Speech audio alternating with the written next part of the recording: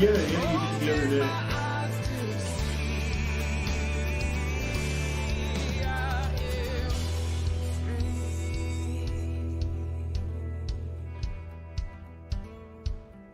Storm rolled in. It was dark in the land as the Son of Man was crucified. Oh, you don't take his life, you laid it down. He paid the price.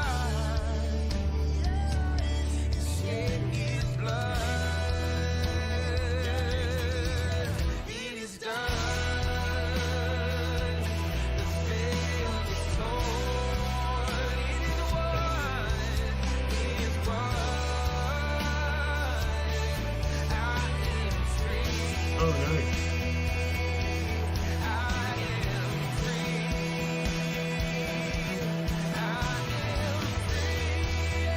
Yeah.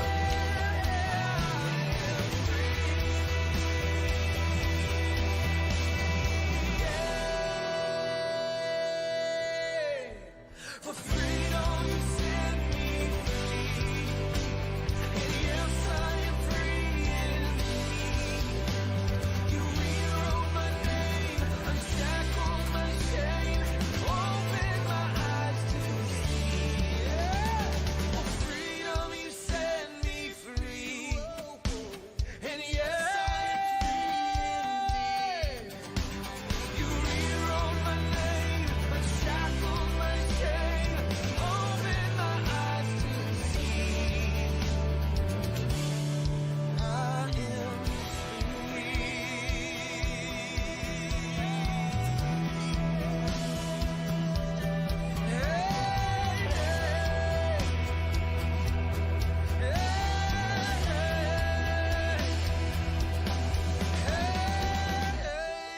We, the members of the Libertarian Party, challenge the cult of the omnipotent state and defend the rights of the individual.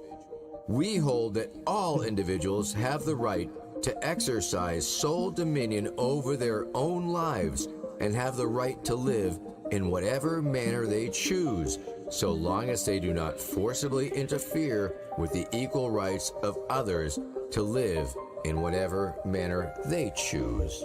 Governments throughout history have regularly operated on the opposite principle, that the state has the right to dispose of the lives of individuals and the fruits of their labor.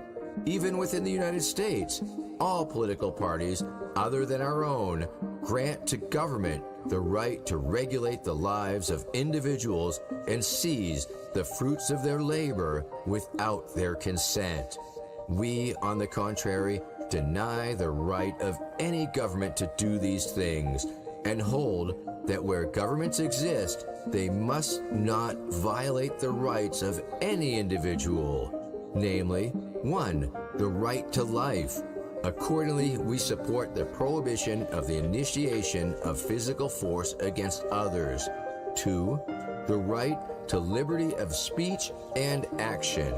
Accordingly, we oppose all attempts by government to abridge the freedom of speech and press, as well as government censorship in any form. And 3, the right to property. Accordingly, we oppose all government interference with private property, such as confiscation, nationalization, and eminent domain, and support the prohibition of robbery, trespass, fraud, and misrepresentation. Since governments, when instituted, must not violate individual rights, we oppose all interference by government in the areas of voluntary and contractual relations among individuals. People should not be forced to sacrifice their lives and property for the benefit of others. They should be left free by government to deal with one another as free traders, and the resultant economic system, the only one compatible with the protection of individual rights, is the free market.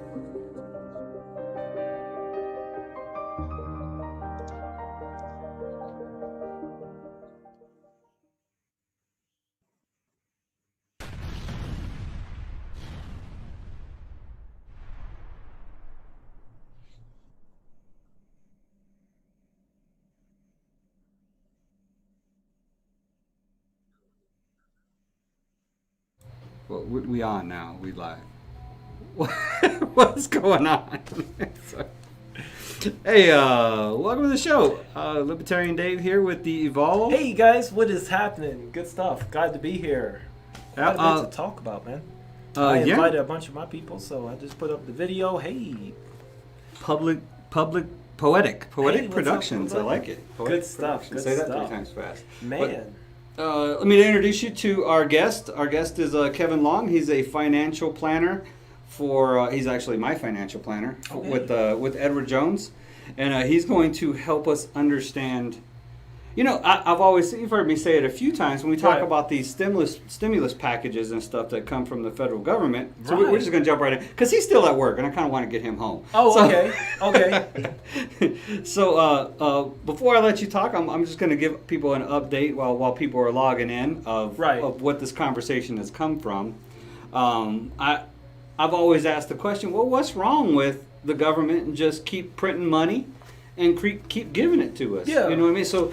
And then, you know, will I say, okay, inflation? I'm like, well, inflation's been pretty steady, even though the government just keeps this outrageous spending and outrageous debt that they keep building up. Yeah. And at some point, is the debt going to explode and kill us all? Or you know, like another Great Depression or something like that. So I always wondered, you know, why hasn't it happened yet? Yeah, is there any actual consequences to printing trillions of dollars and giving it to people? And who holds them accountable? Who holds the U.S. accountable? We talk about the debt, but who holds us up? And people talk about how the federal debt is, you know, some people say it's owed to China, and Trump's like, well, I'm just not going to pay China. Yeah, Trump did say that. He said because of the virus and whatnot. He's charging them for it. Yeah, that most likely any debt that we have. But really, most of our debt, he's going to try not to. Well, you know, let me let you talk, Kevin. This is Kevin Long. He's our financial planner. He knows a little bit more about how the stocks and the markets and just for, you know, transparency's sake, he is a libertarian. So, Yeah. go ahead, Kevin. Hey, thanks a lot, Dave. It's a pleasure to be here with you guys. And just to tell you a little bit about myself and my background of how I became a libertarian. I would like to say I kind of grew up a Republican by accident of birth. Grew up in Ohio. My family was Republican, so growing up through the 90s, just knew that Clinton, was a bad guy and that Republicans were good guys. And, basically, continued to hold that belief probably until about the 2008 election when, you hear constantly about how Republicans are, all for limited government and low taxes and low spending and all this. And then yet every time you turn around, all through the early 2000s, Bush continued to spend more and more. And then you had John McCain, who was the same type of guy. And then in the other corner, you had this guy by the name of Ron Paul, who, actually, practiced what he preached. And, really, I'm sure, like for a lot of us, Ron Paul was my gateway drug into libertarianism. And, Me too. Once I went down that rabbit hole, really, my biggest influences, over time has been the whole Mises school, all the way from, Murray Rothbard to modern day guys like, Tom Woods, Jeff Dice, and then on foreign policy with Scott Horton as well have really shaped my beliefs. And, He's the anti-war guy, right? Yeah. He runs the Libertarian Institute, which is another great website. Along with LouRockwell.com. Those are great resources that I go to pretty much every day to keep up with the news and to kind of get rid of the bias and find our point of view. Yeah. And for those that don't know, Mises and Rothbard are both world famous economists. Really libertarian-leaning economist. It's fun to hear libertarians debating the benefits of Mises versus Hayek and all that. So you realized in 2008 basically that the Republicans were no longer economic conservatives. So I don't think the rest of the country has grasped that concept yet, that Republicans are no longer, because that's what I always said is I like libertarians because we're socially liberal and we're economically conservative or fiscally conservative. And people are like, well, so you're socially liberal like the Democrats? Then I'm like, no, not really. We're really socially liberal. The Democrats aren't really socially liberal. And then, so you're fiscally conservative like Republicans? Well, not really, because we're actually fiscally conservative and Republicans aren't. So, so we are that.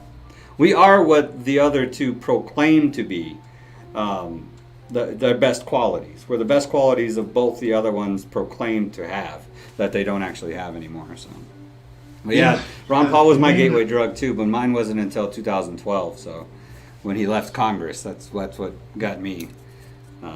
So what happens?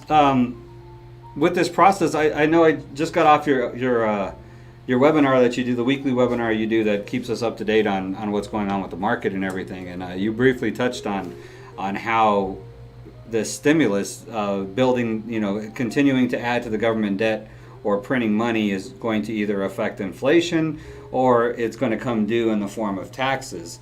I don't believe that there is a politician out there right now that will raise taxes. I just don't think it will happen because as soon as you raise taxes, you're done. You just committed political suicide. No one. Yeah. So, and they won't cut spending because if they cut spending, they'll have to cut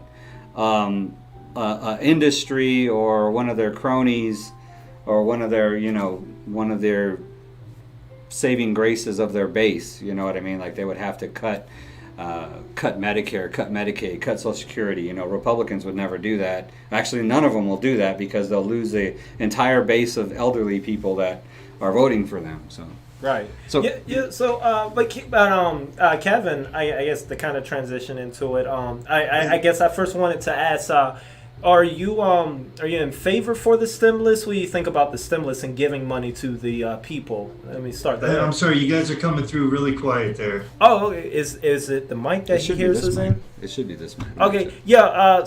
But can you hear me well, Kevin, or no? No, it's not. Hold on, let me get the Yeti on here. Okay, does that sound better? Can you hear us well, Kevin? Yeah, it's perfect now. No, Kevin. What I was asking to kind of transition into it, I guess I wanted to first and foremost to kind of ask you so people can kind of get a sense. Where do you stand as far as giving money to the people? How do you feel about the stimulus? Is it something that we should be doing? And where are your thoughts on that? Where do we go? Start there. Yeah, that's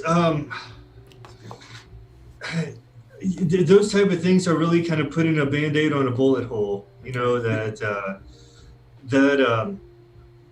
Along with all this government spending and just kind of the CARES Act in general, a much better recourse, would have been, if you look at, treating the disease versus symptoms, the symptoms, unemployment, income inequality, and all of those things are a symptom of a government that's gotten way too big and way out of control.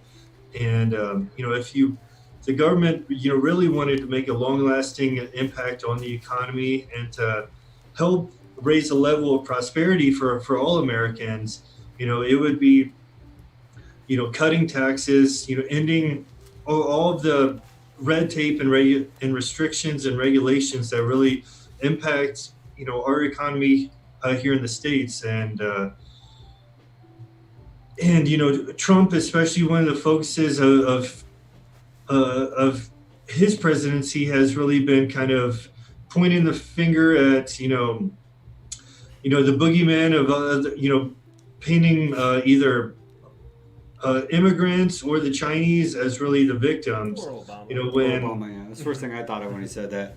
Everything is Obama's fault first and foremost, and then he'll go to immigrants. But that's a good plan as far as cutting taxes, and that is how to really have a long term, those things that can really impact.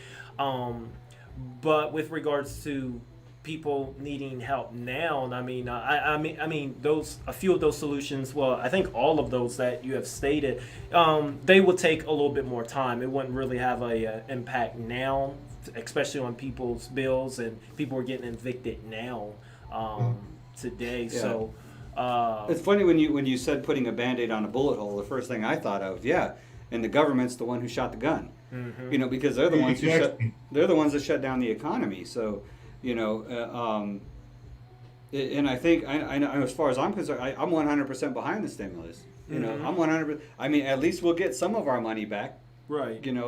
Because if they didn't, they would just end up with only the corporate bailouts and stuff like that. So I mean, they caused, and this is the way most libertarians see it, is the government caused this problem, so they kind of owe it to us to try to fix it.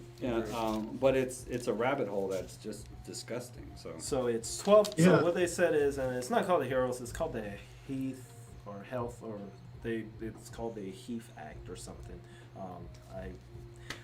It's $1,200, 75,000. Anyone that makes 75,000 or less gets the full 1,200. After that, it's going to be calculated. With the unemployment, they're no longer doing the 600. They're no longer doing the 600 a week. Instead, it's going to be determined by the number. If you are working, if you're already working, the number of hours that you are working, then they're going to calculate it based on basically, the more you work, then the more you will get closer to that 600. It is something along those lines that they're talking about. If you're unemployed, though. If those were your hours pre-unemployment. Yeah. So that kind of makes sense. Yeah. So everyone is not getting 600. They're starting off.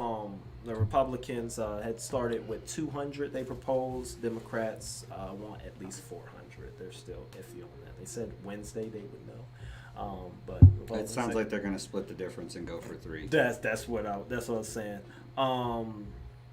Yeah, and then it is 500. It's 500 for kids. 500 per kid. Yeah, it's 500 for kids, and it's 500 for 18 for those that are 18 or over, because the last stimulus, people that were between that age where you were working but you could be claimed, like 17, 18, 19, they didn't get anything last. It was this weird thing, so they were left out because they could be claimed, but they didn't get the 500. But the parent didn't get the 500 because they were working, and they didn't get the 1,200 because they were being claimed. It was weird, and it had tons of people, tons of kids left out. So they said that anyone from 18 to 21, they're going to get 500. Have you heard anything else about it, Kevin? So. Yeah, and the one thing that I know the details of the new one are coming out, but really to look at the first CARES Act, and the one thing that really hasn't gotten much press at all, that I feel is the main part of it, is the corporate welfare aspect of it. While the $1,200 and the $500 for our children, that was what got all the headlines. But what they snuck in was one of the largest corporate welfare bailouts in history. I mean, it was 3 times as big as the TARP bailout. And the one thing that really frustrates me as a libertarian is the typical leftist will look at that and, oh, this is capitalism. That this is what. This is how capitalism works, that the rich, always get bailed out. And, as, whatever term you like, whether crony capitalism or corporatism, as, Ron Paul always mentions, we're just as much against that as we are, how welfare programs, for the lower class, have hurt them over the years as well, too.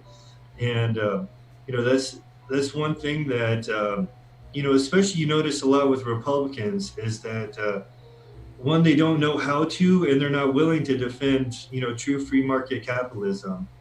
And because it requires them to do nothing or do less. You know what I mean? It's like, well, okay, well, just get your hands out of it. It's like telling the baker, just leave it alone. Just let it cook. It's all right. What happens with the market? What happens with our economy? Kevin, what happens? Forget $1,200. Let's really help the people. Everybody gets $10,000. Tell me what happens. What happens? We print a couple tens of trillions of dollars, and everybody gets $10,000. We're gonna set our Americans. We're gonna stop the homeless, stop the poor. Hey, if we get $1,200, why not make it $10,000? What's gonna happen? Tell the people why we can't do that. What goes on? Yeah, that's a great question, and it's something that comes up all the time with in the minimum wage debates. Why stop at $15 an hour? I mean, let's bump it all the way up to $50, $100 an hour. Why not? And as people in Seattle and other places saw, what happens and then is that all other prices will adjust to that, and this is. The main problem with the Federal Reserve, and why, Ron Paul focused so much of his energy about educating people at the Federal Reserve, because, when you create money out of thin air like this, all other prices will adjust. And so you'll have more dollars chasing the same number of goods, and it will inevitably lead to inflation and cost of living increasing at a much higher rate than our wages and income are. And that's what really hurts the middle and lower classes the most is healthcare inflation, education inflation, inflation at the grocery stores. We're seeing inflation everywhere except with our paychecks. Exactly. So the wages won't inflate, but as you flood the economy with more dollars, the prices of everything will go up. Will automatically adjust, because that's how the market works. Will automatically adjust to how, because it still requires the same resources in order to create stuff. So besides labor, everything else will go up. The price of everything else will go up except for labor. So you won't be making any more money because your labor will still be paid the same.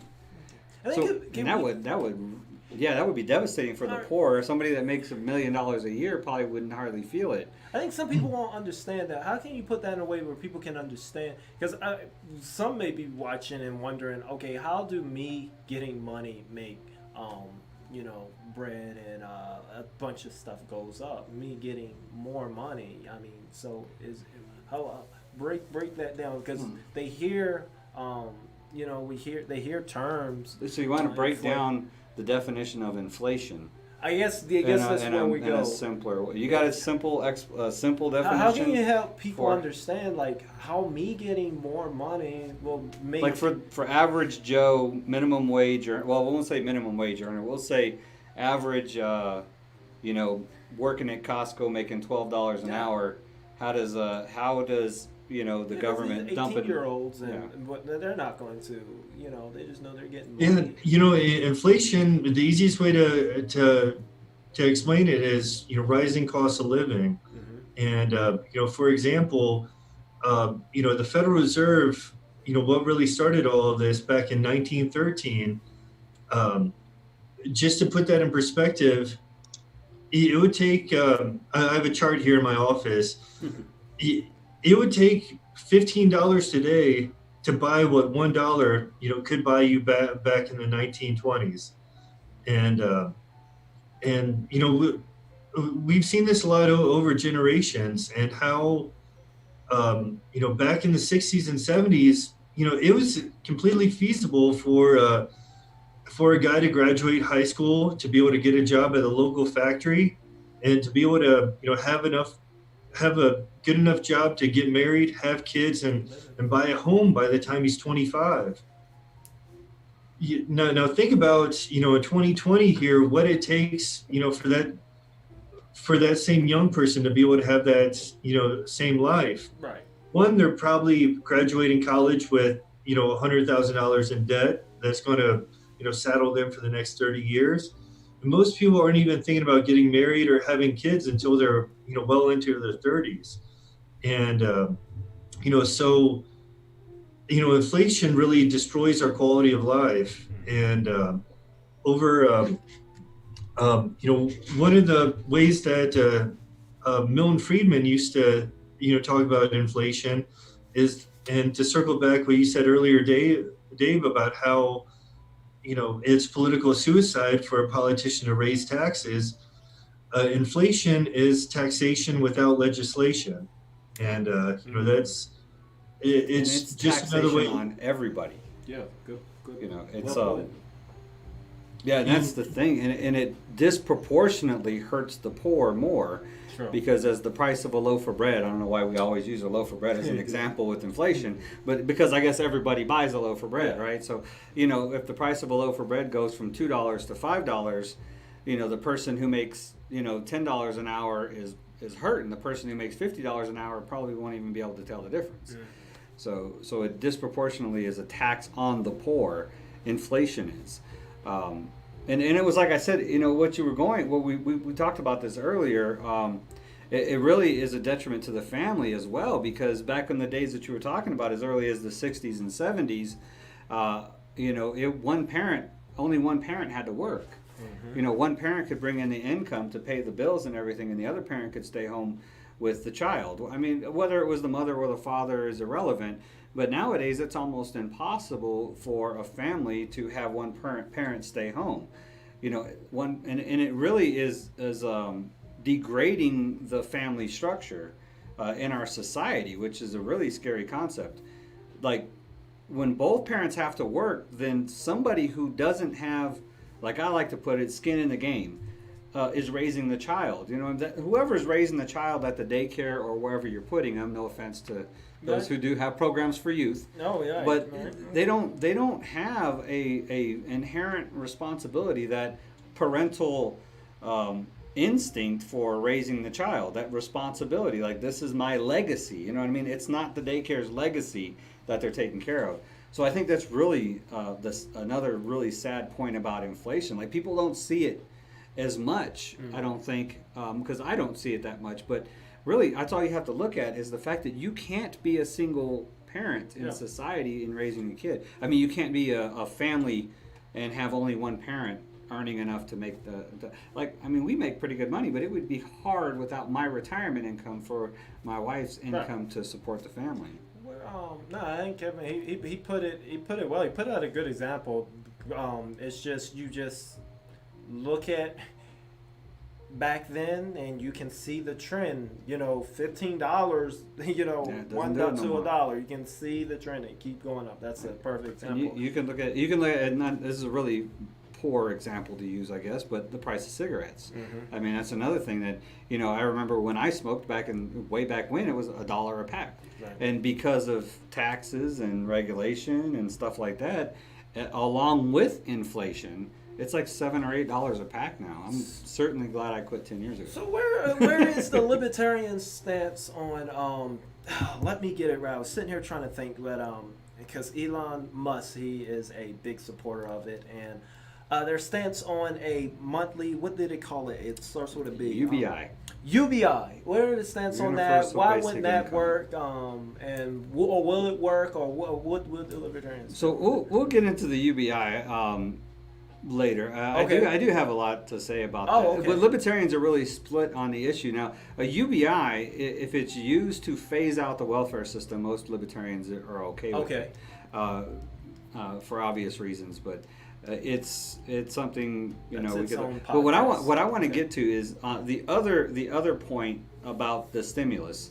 Mm-hmm. So if you flood the market with money, Right. if you just print cash and give it to the people, you're generally going to cause inflation. And if it's $10,000 per person, it'll Right. be a significant jump in inflation. The other part is where the federal government just borrows the money from itself and just creates more national debt. Now, this is where where my confusion comes in is what happened. I understand that if the U.S. if the U.S.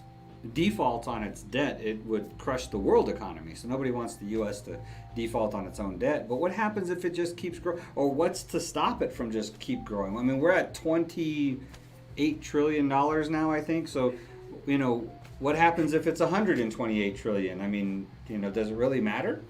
That was my whole thing is that we keep getting debt and debt, but there's no accountability. I mean, it can keep going up. Like, even with China, I used that for example. One time I was like, we keep getting, more and more debt with China. Like, but where's the accountability? Or, are they gonna crack down one day? Hey, It's not like If your credit card debt. Yeah, It's not like that.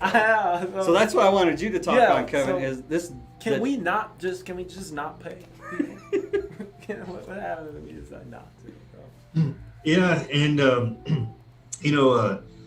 just to kind of go over a little bit of the statistics and where we are at this point in the year, and kind of, we'll probably have a better idea in a couple of days after everything is finalized with this new bill. But right now we're looking at basically for this year alone running a budget deficit of $4 trillion, and to put that in Wow. to put that in perspective, that's about 20% of our GDP, and that completely blows out the previous record of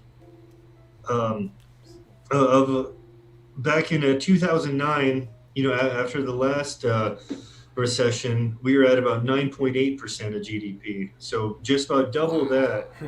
And to put that whole debt to GDP thing in perspective, that's basically like saying, you're making $40,000 a year, but you're spending $50,000 a year.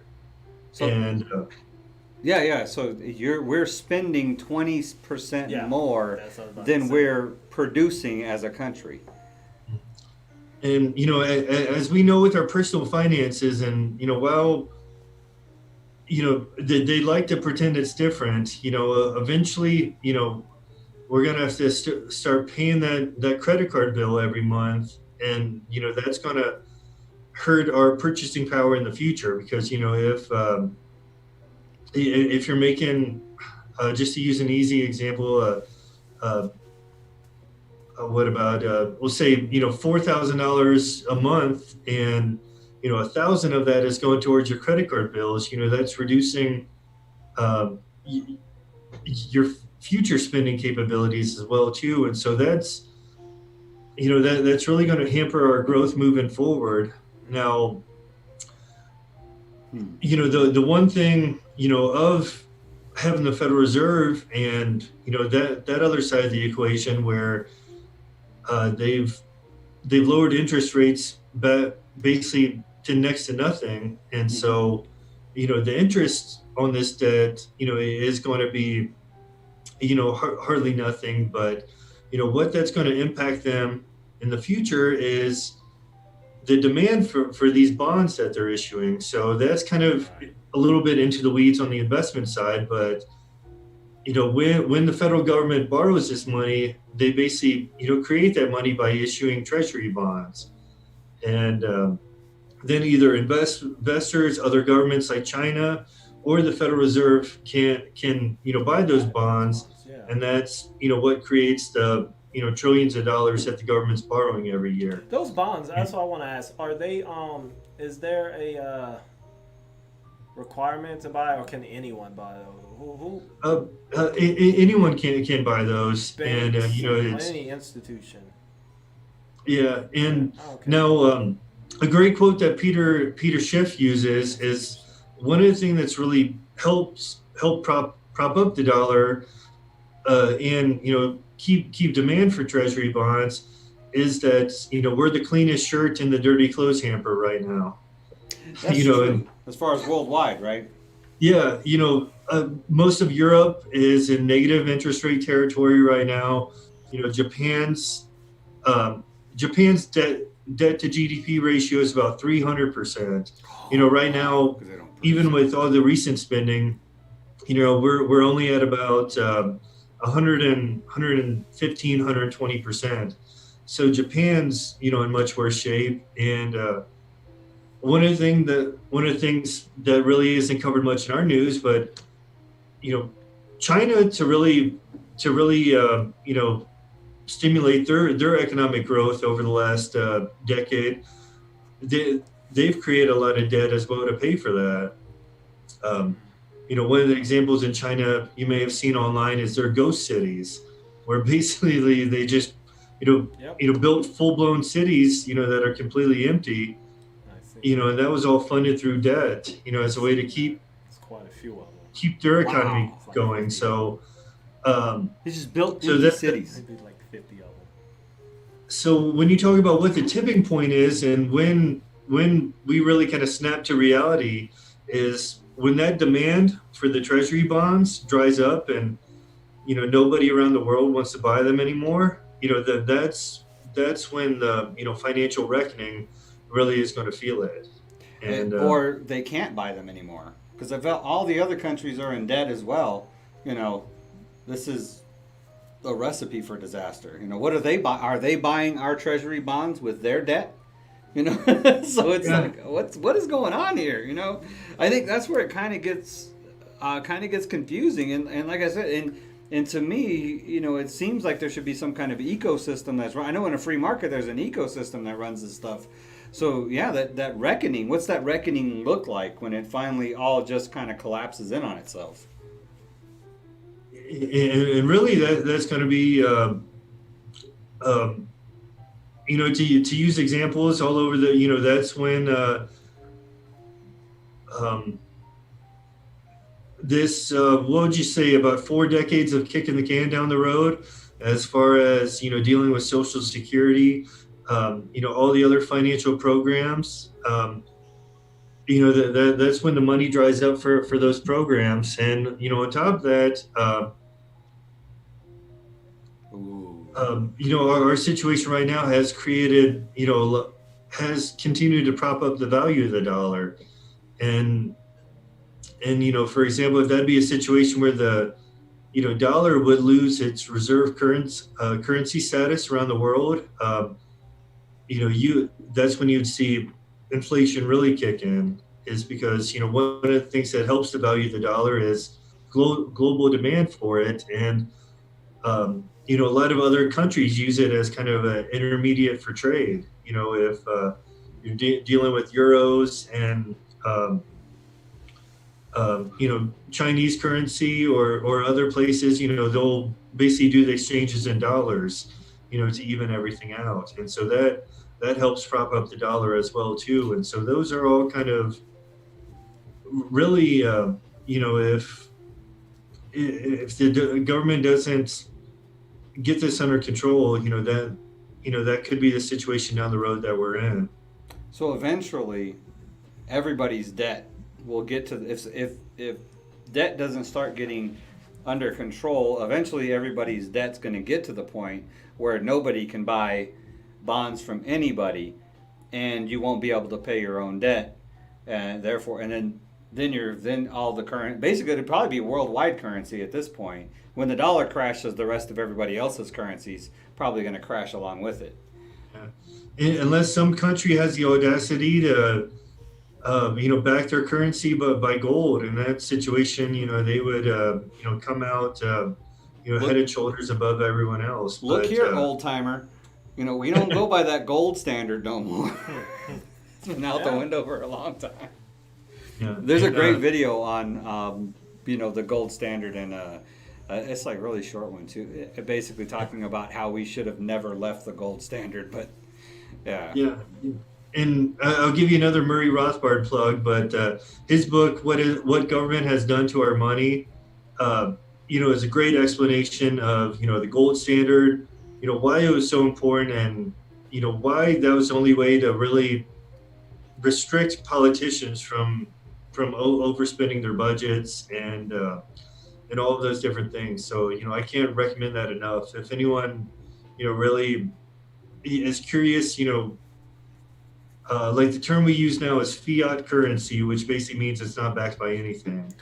And why having a gold standard was so crucial. And and one statistic that isn't thrown out a lot, but all through the 1800s and then that first generation leading up to 1913 when the Federal Reserve was formed, every generation of Americans saw their currency worth more, and their quality of life continued to increase.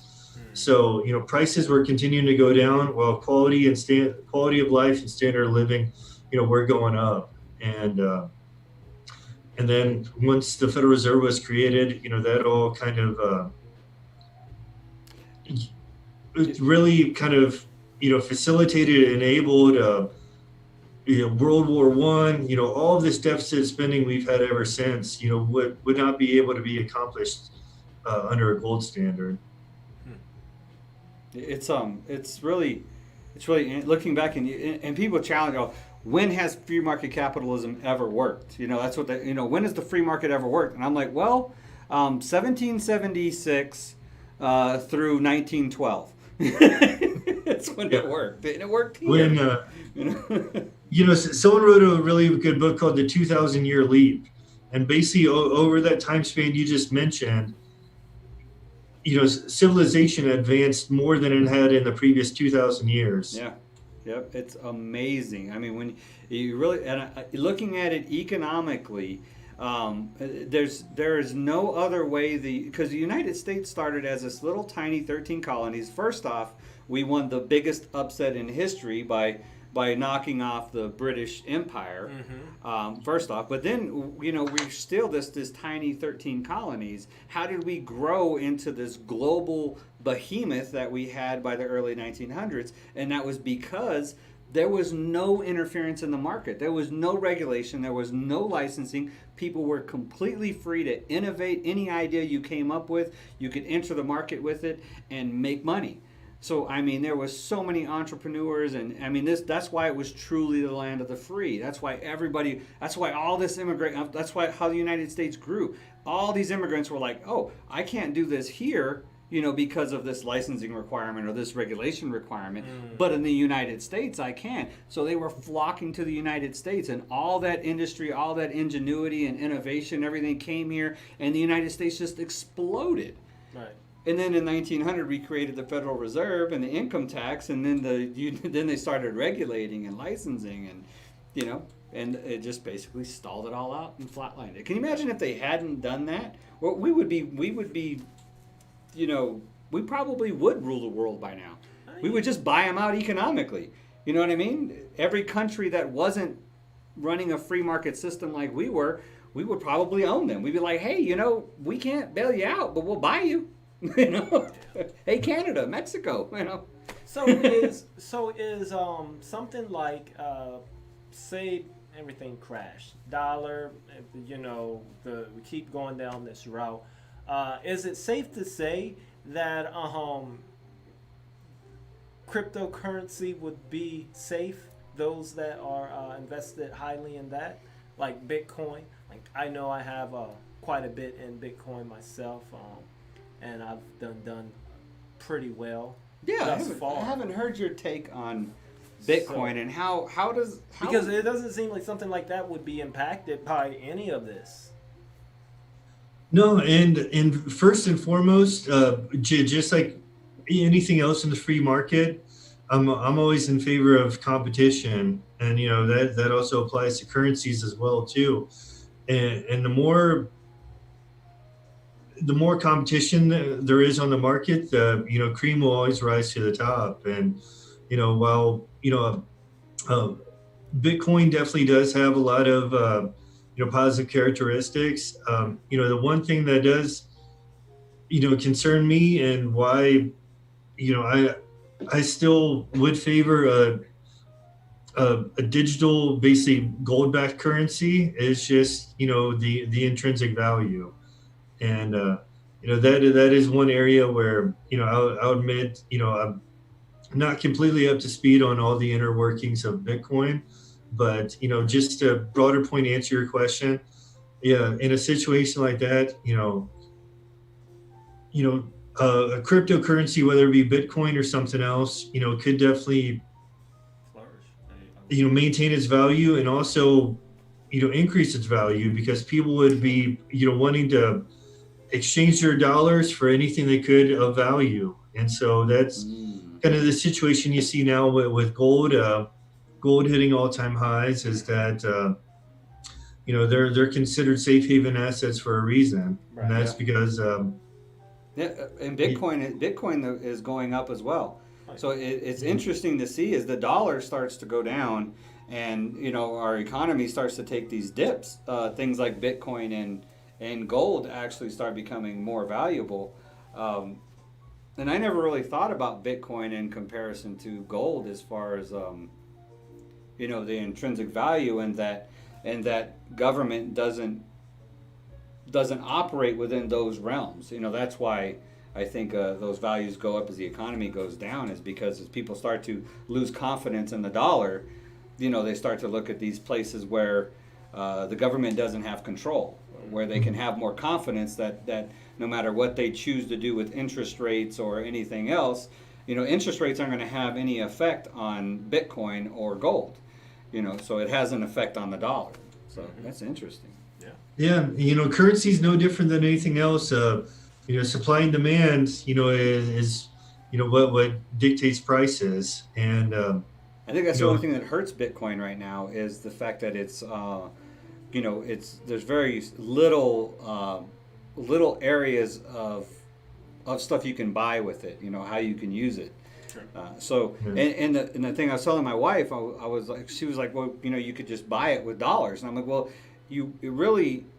it's ineffective if you buy Bitcoin with dollars, because it's not relative that way. You know what I mean? So the best thing to do is to you know, sell products or labor for Bitcoin, and then you use Bitcoin to buy products. That way you're kept completely out of the system. See, if you're using the money that you've earned, then you've already been taxed on it. So the government's already got the piece of the dollar that you got. So if you use that to buy Bitcoin, you know, you really defy the purpose of keeping the government out of your currency. So yeah, and you know, with our crony capitalist economy, you don't think Amazon is getting some pressure from the feds and everyone else to make sure that they don't start accepting Bitcoin for purchases? Because you know, can you imagine? That would end it right there.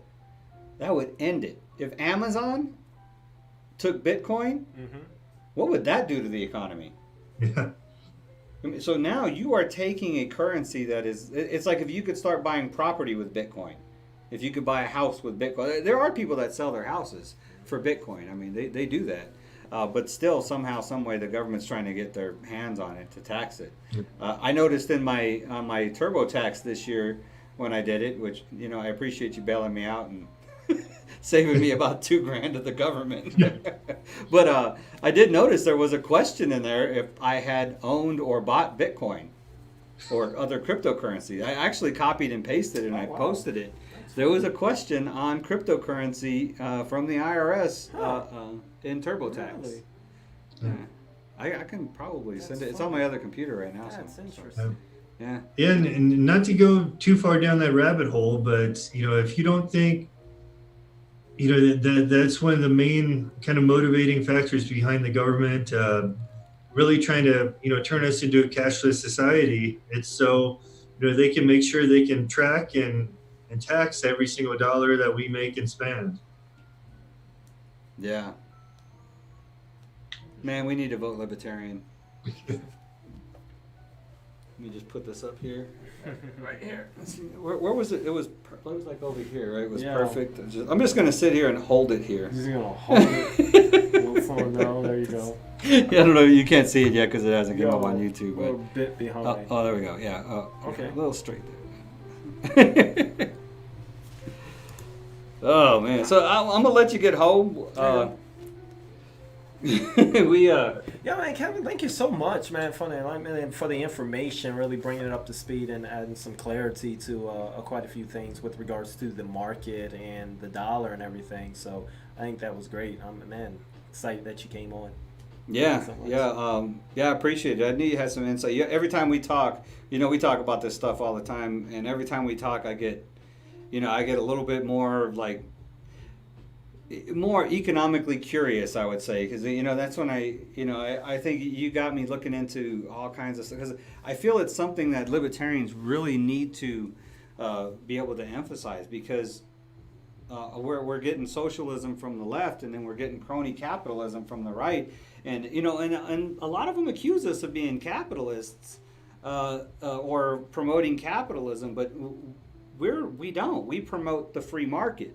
And the version of capitalism that we see everywhere in the world now is not the version of pure free market capitalism that is beneficial to everybody. So, and it's Local guy here.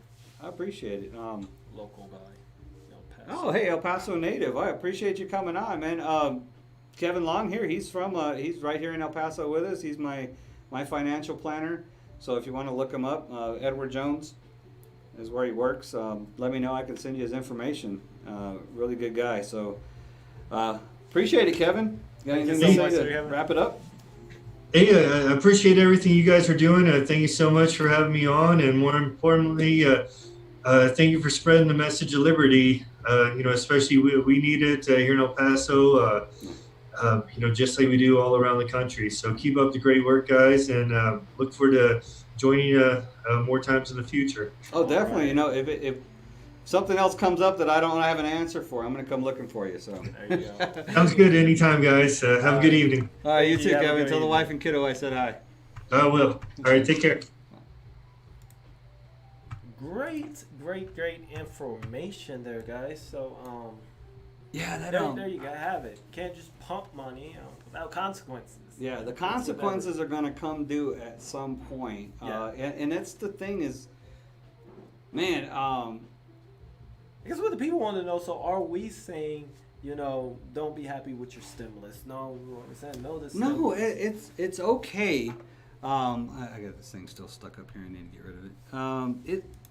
It's okay just for the simple fact if they're going to dump money, we might as well get some of it. You know, it's your money. So the problem is, as Joe Jorgensen tweeted out earlier, is they're going to give you $1,200, but in the long run, through taxation or debt or inflation, it's going to cost you way more than $1,200. So I wouldn't be sad about getting the money. I would be sad about them passing the thing at all, especially considering that they're bandaging up a wound that they created. By shutting down the economy and doing all of this nonsense over this virus. It was completely unnecessary. It's so. Yeah, I mean, the money's fine because it's your money. They're just basically giving your money back to you.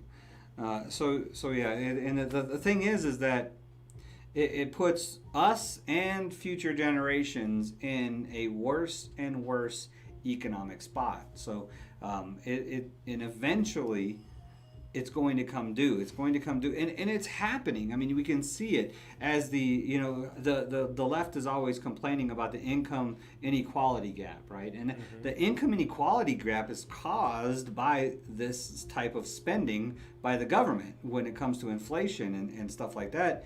It creates these gaps, as it costs more and more to live. You create more and more of that gap. So especially if you're not stabilizing at some point. So that's the problem, is you have these cost of living jumps that we're gonna see, and it like I said, the upper class can keep up, but the lower class is going to start hurting, and then those in the middle class, you have like the business owners and stuff like that. As the cost of living starts to go up, they're not going to be able to pay employees as much. So those minimum wage employees or lower income employees will start to drop off and go on unemployment, which hurts the economy and more, feeds right back into the tax system, which increases the debt even more because the government can't seem to balance a budget.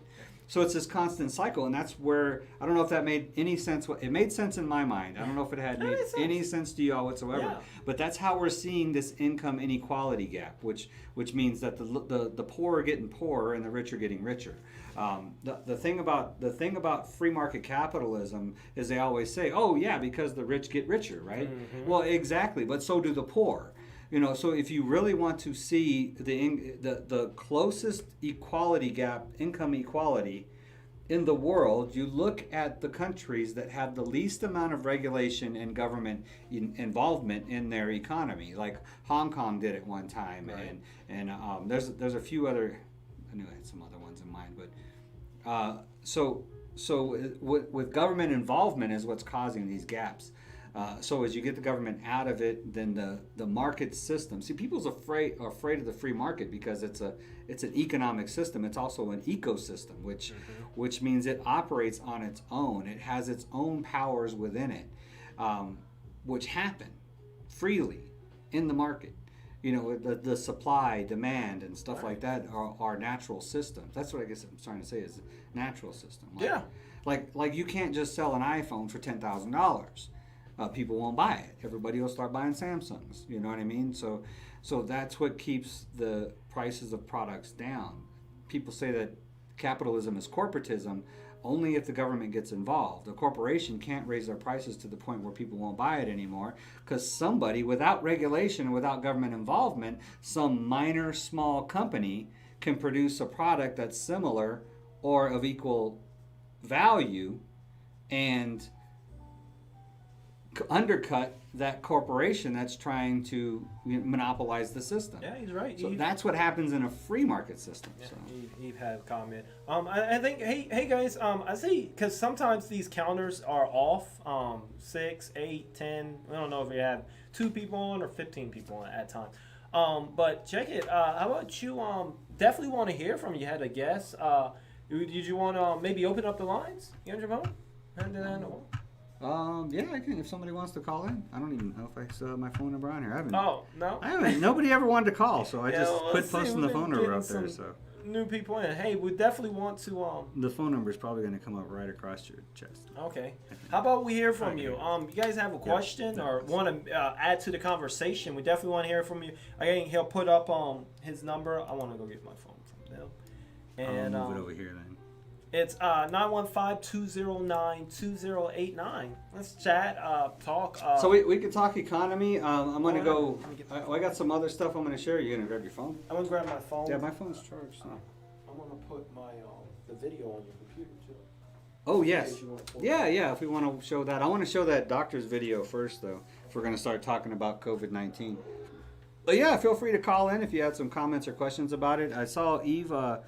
Let me read your comment out. Thank you for saying, rarely is it heard that the real problem is income inequality and won't be resolved by corporate, the elite. No, it would be resolved by the free market system if we could get government out of regulating and licensing and taxing and the corporate bailouts and all this ridiculous. No corporation should be too big to fail, because when they fail, somebody smarter that can manage the system better will come in and take care of that market. So nowhere, if GM is not too big to fail, because when they close their plants, somebody's going to come in there and start building better cars for a better price for more people to afford and hire even more people and do the job better. You know, that's why there should be no banks. Same thing. If a bank fails, then a bank fails. There'll be another financial institution that will take up the slack and make it better. Hold on, let me close this door. It's loud out there. Y'all loud out there. I tripped. Oh, your ninja reflexes are slacking. So the problem. His mom, and it's the first time I heard her laugh so much. I was on the ground. I didn't laugh. Laughing at you. Yeah, Laughing at you. Like I fell, literally. So I don't want you to misinterpret that. That it won't be resolved by corporates or the elite. It actually, income equality could be resolved by corporations and the elite if they're forced to resolve it by the market itself, instead of continuously getting bailed out by government, by government politicians and stuff who just happen to be they're funding their campaigns and stuff. So it's just a whole buddy system. That's why it's called crony capitalism, because it's capital. Just look it up, crony capitalism. So. Yeah, that's the thing about the economy. I try to keep an eye on my phone. I got it on vibrate. I don't like it to be noisy. So, as a matter of fact, let me just. Yeah, we haven't heard from people in a while, people. So if you do call in, just remember this is a Google Voice number, and you'll get a machine where you'll have to say your name. It doesn't matter. Whenever I open the lines, I'll accept for anybody. So you just got to give me a second to hit the one button and allow the call through. So I don't know how to change that. I'm not Google Voice literate, I guess. My brother's up in Big Bear right now.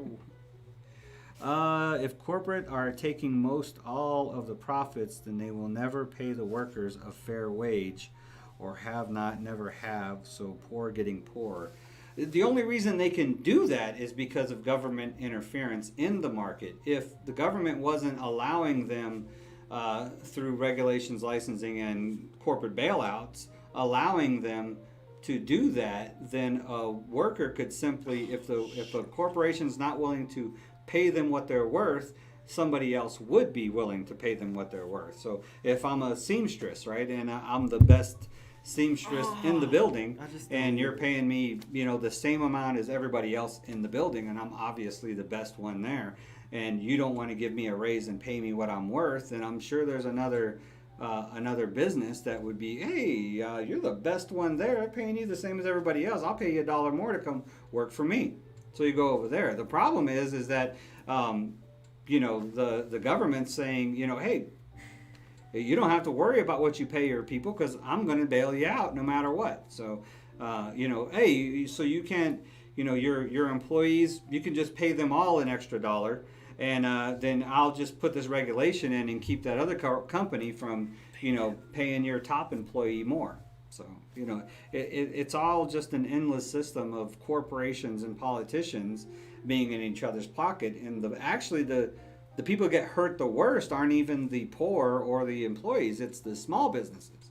It's the heart of America, which is the small family-owned business that gets hurt the most because they can't afford to pay these politicians or these lobbyists in order to get the regulations to help them, or to even keep up with the regulations that, think about what happened to the mom and pop grocery store.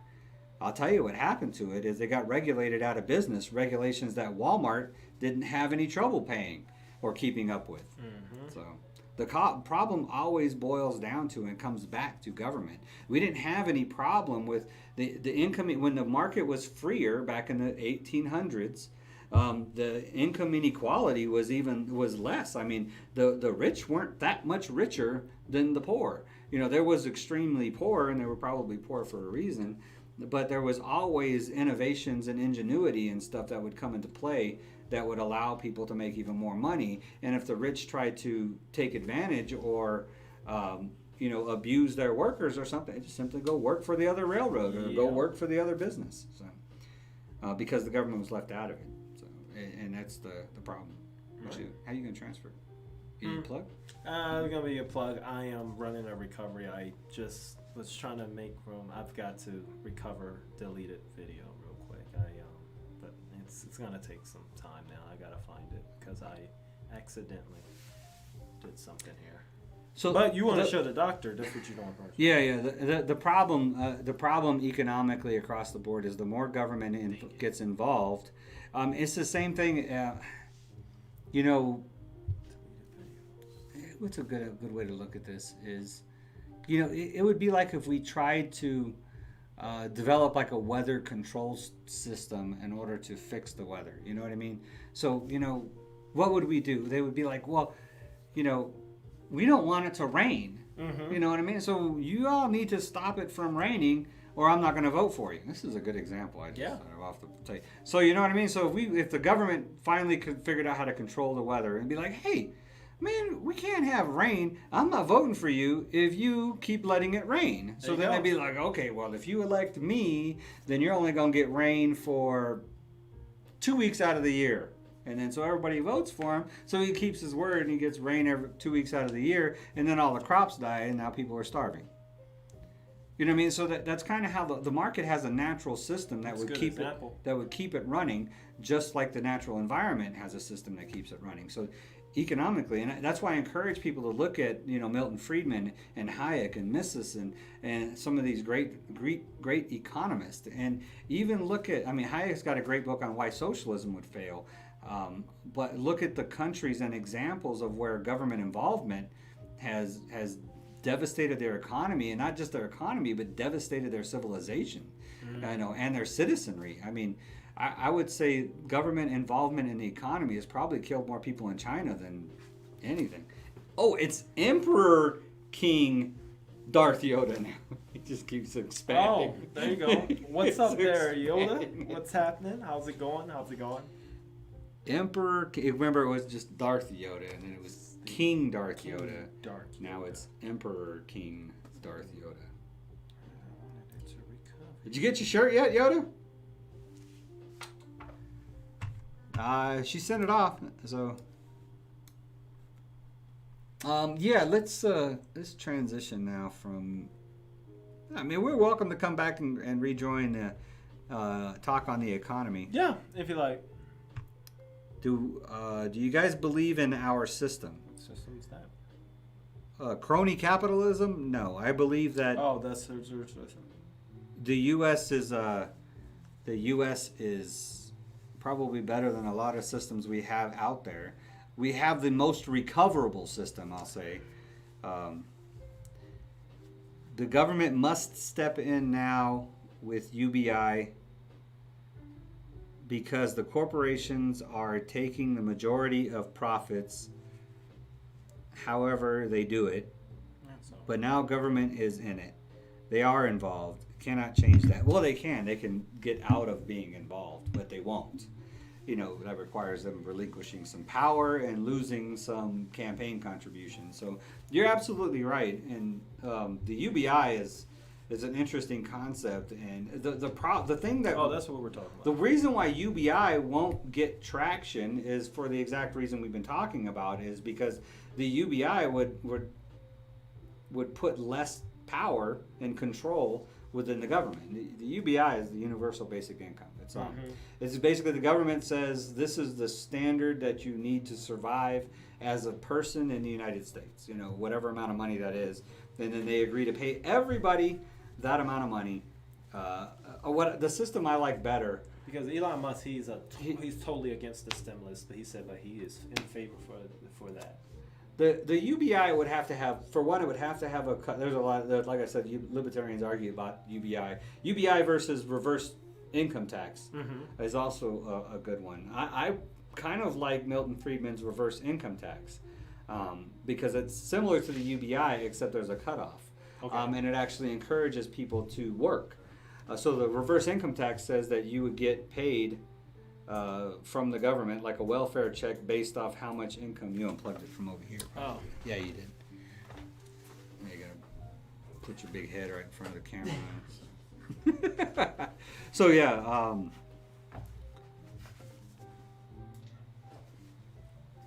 but as far as corporations keeping the majority of the profits, so there's a couple things that make me think about that. For one, corporations inherently cannot be evil or good because they are a corporation. They're not a single entity.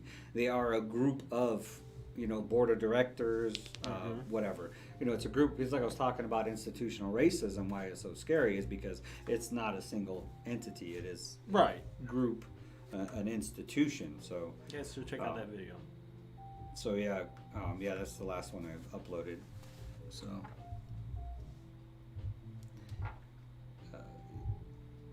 So yeah, that's the thing is,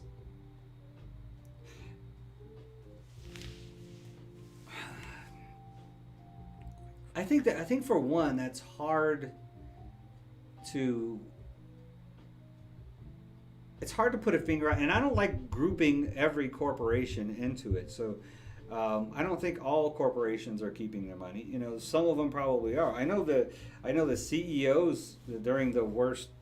In 2008 when they bailed out all these corporations and stuff, the oil and gas CEOs were like the highest paid people on the planet that year. Oh, yeah. Or whatever. I They remember didn't that. lose anything, Yeah. but they still got bailed out. So Man, good year, man. yeah, the poor don't pay income tax; they pay sales tax. Yeah, the thing about the reverse income tax is that they would receive money. Instead of pay money, or instead of getting charged income tax, they would receive it, and the sales tax would kind of roll up in there. There's another taxation thing, like a flat tax, like it's just 3% or 10% or whatever your Okay. income is what you pay. So then the rich would pay more and the poor would pay less, or Okay. nothing. But once again, as far as if you're trying to lift people out of poverty, I think the reverse income tax is probably the best way to do it. It definitely is a better system than the welfare system we have now, which only encourages people to stay on it and not get off of it. With the reverse income tax, it encourages you. You're only going to be able to collect. You'll be stuck on this certain level unless you work or start to bring in income in other ways. And then once you reach that point, then you can expand and create wealth beyond it. The UBI, it's like I would have to see what the plan would be for instituting a UBI. I wouldn't be completely against it, but any of these systems should be instituted with the eventual goal of reducing their need. That's the reverse income tax. It encourages people to start contributing back into the economy through creation of wealth, whether it's working or products, Okay. and then eventually coming off the system. So the system would have an end point for people. So I see. Darth Yoda said, "Evolve, you need more money. You looking kind of thin." Did I? Why? I don't No, know. actually, I Maybe it's just I'm looking big. I weigh more than I have ever in my life. I've been very disappointed. I weigh 162 and I just checked it like 2 days ago. Yoda said, "We're not free. We're controlled by government." You are. You're kind of on to something there. So, what are we going to share first? We're going to You share. do your, What do we want to talk about? I think Corona. We're gonna transition in Corona, and then by then I can have this. Our Corona hospitals found. I'm gonna do my work. Let's see. Let's see if I got something that's more. I think I had something that's more. It doesn't rain. It's just dead now. Pen or pencil? Or should I do the Stossel video? Oh, you said you had. trying to recover the video that I've done. No, I'm not gonna. That's about cancel culture. The Stossel videos. Oh, okay. I thought you. Oh, you know what? No, it was the. UBI would fix everything, equal to all, every over 18 adult, $2,000 a month. Who could complain? Everyone gets it, and USA can afford. And then we'll stop all unhappy riots, guns, everything. No. Will it? I don't think it would. Did it say will it? No, they're fighting over. They're gonna find the media will find something to push to get people angry again. But the problem is the $2,000 a month. Where would that money come from? Where would it come from? Just coming, like the stimulus, just coming. So, okay. So there's some places tax the rich. That's not gonna happen. You know that because that's who's paying these politicians' campaigns. Man, so I that's mean, they're true. not going to raise the taxes on their buddies without putting some kind of loopholes in the back where they can get their money some other way. So yeah, they'll raise taxes on the rich, and then they're going to have some kind of regulation that puts their competition out of business, so they increase their profits. Are you saying that the government don't have money? They don't create wealth. The government don't create wealth. They cannot give without taking. So the government has to take money from somewhere. So $2,000 a month would be, yeah. So Eve says taxes. So okay. So for one, what was the last politician to raise taxes? And did he get reelected, or she? I don't remember. I mean, even going back as far as Reagan, who was a lot of people consider the last fiscally conservative. He decreased. He lowered taxes, but he didn't decrease spending. So he still spent more, which just increased the deficit even more. So, yeah. Fix the rich tax, right? That is why they vote against giving anything to real people. They keep it all. Yeah, that's the thing about. That's the power we've put in government, whether it's Democrats or Republicans. The reason why libertarians don't get any play or don't get talked about is because I won't say we're incorruptible, but as we're based off of principles that are smaller government, less spending, less taxation, no government bailouts, no government tax laws or regulations or anything that can be twisted or loopholed in order to benefit them. No corporation wants a libertarian in office because there's no way to manipulate the system with a libertarian to benefit you. So, the rich keep it all. Corporations don't pay fair taxes. All these loopholes. What happened to the simple flat tax for all? There are some libertarians that would support a flat tax as a fairer system than what we have now. So, as a transitional system, they would propose a flat tax. As a transitional system to transitioning to no tax, which would be the eventual goal for any libertarian, because taxation is theft. I mean, not to, coin one of our favorite terms, but so, but there's the UBI has been talked about as far as, and I think even Justin Amash had mentioned that the UBI would even be a better system than we have now, as a transitional system, going into a system that requires less taxation. Like I said, I prefer the reverse income tax as a system to transition into less taxation, stuff like that. So yeah, the problem is that the Democrats and Republicans have both done nothing but grow government. They are essentially the same when it comes to government growth and government power. They refuse to relinquish any power, and they use that power in order to get reelected to stay in power. And in order to get reelected, they need money for advertising and competition and stuff. So they have to do favors for corporations in order to get enough money in order to beat their opponent to stay in office. Then they also have to pander to their bases and stuff by telling them what they want to hear. And that's the situation we're in right now. And the only thing that's going to fix it is voting libertarian. I mean, honestly, and I don't see any others, and I'm not 100% behind every platform plank on libertarians either, or 100% behind everything they say. But I know one thing: economically, that's the only cure for what is diseasing the United States right now, is to get government out of it, because government is by its very existence oppressive. Impressive. Okay. And corrupted and corruptible. So I have no doubt that if libertarians stayed in power long enough, they would eventually be corrupted too, as a party and as a system. It would get corrupted. So, and that's just how it is. Good questions though. Yeah. Good comments. I like it. So what was I gonna go? Where did oh, she sent me that video. Let's see if it's been removed yet.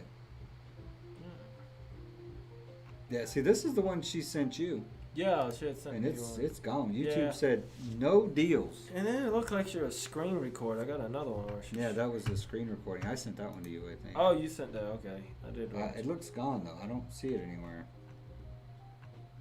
You can't delete a screen record. That's forever now. I don't see it, dude. And it's or no, it is no. Did I send it to you? I thought I sent it to you. No, I didn't send it to you. I sent it a little. I think Luke sent it to me. No, it's gone, dude. This is it right here. It's gone. No, you can't. That's the screen recording It's a right there. It's screen. gone. You record your screen. You can't. It's gone. Let's see. I sent it to Mike too. So let me see if Mark got. Mark. Nope. It's gone, dude. It is gone. Let me see. Check my messages. It's gone. Let me check. And all that doctor was talking about was how hydrochloroquine was the cure for corona, COVID-19. That she treated 350 patients with it that were anywhere from, that were diabetics and elderly, like all the way up to like 90-something years You old. can't delete a screen recorder. It's right there. It's I'm gone. a What? primary care physician in Houston, Texas. Well, send it to me. Alright, I'll send it. You know, Here you say it's impossible to delete someone's screen. There She already sent it to me. you go. Oh. But these are the that was the attachment. It's the same thing. Why is it gone from this one? They're tracking me. I got bots on my. I sent it to you. You don't see it where I sent it to you. I forwarded it to you. Well, we're gonna watch it real quick before they take it down You again. can't take a screen recorder. Before they take it down again. This lady goes off. I messed around. Introducing AdWallet, the app that actually pays you for your attention. Come on, let your ads. All right, we're gonna watch this real quick before it gets taken down, people. This is top secret G13, man. I'm telling you, we might get canceled for this. So anyway, I'll bring it up with because you see, Kate Fox, they are discrediting her, and they done jumped in. This lady, this Yeah. doctor. Oh yeah, you didn't see the big? I posted up on my Facebook. They just did a story as soon as it's like an hour ago about how she believed in demons and said that she had sexual relationships with demons. They're scandalized. Hello, I'm Dr. Stella Emanuel. I'm a primary care physician in Houston, Texas. I actually went to medical school in West Africa, Nigeria, where I took care of malaria patients, treated them with hydroxychloroquine and stuff like that. So I'm actually used to these medications. I'm here because I have personally treated over 350 patients with COVID. Patients that have diabetes, patients that have high blood pressure, patients that have asthma, old people. I think my oldest patient is 92, 87-year-olds. And the result has been the same. I put them on hydroxychloroquine, I put them on zinc, I put them on Zitromax, and they are all well. So Zithromax, zinc, and hydrochloroquine. Cocaine. I've seen it before. The stuff that they no longer will prescribe. Yeah, I'm not trying. I mean, it's been prescribed for years. I mean, for decades. It's been like one of the safest medications. And I've talked to a doctor friend of mine who's like, God, I have no idea. I can't even get it anymore. Is that what They can't get it. it's like gone.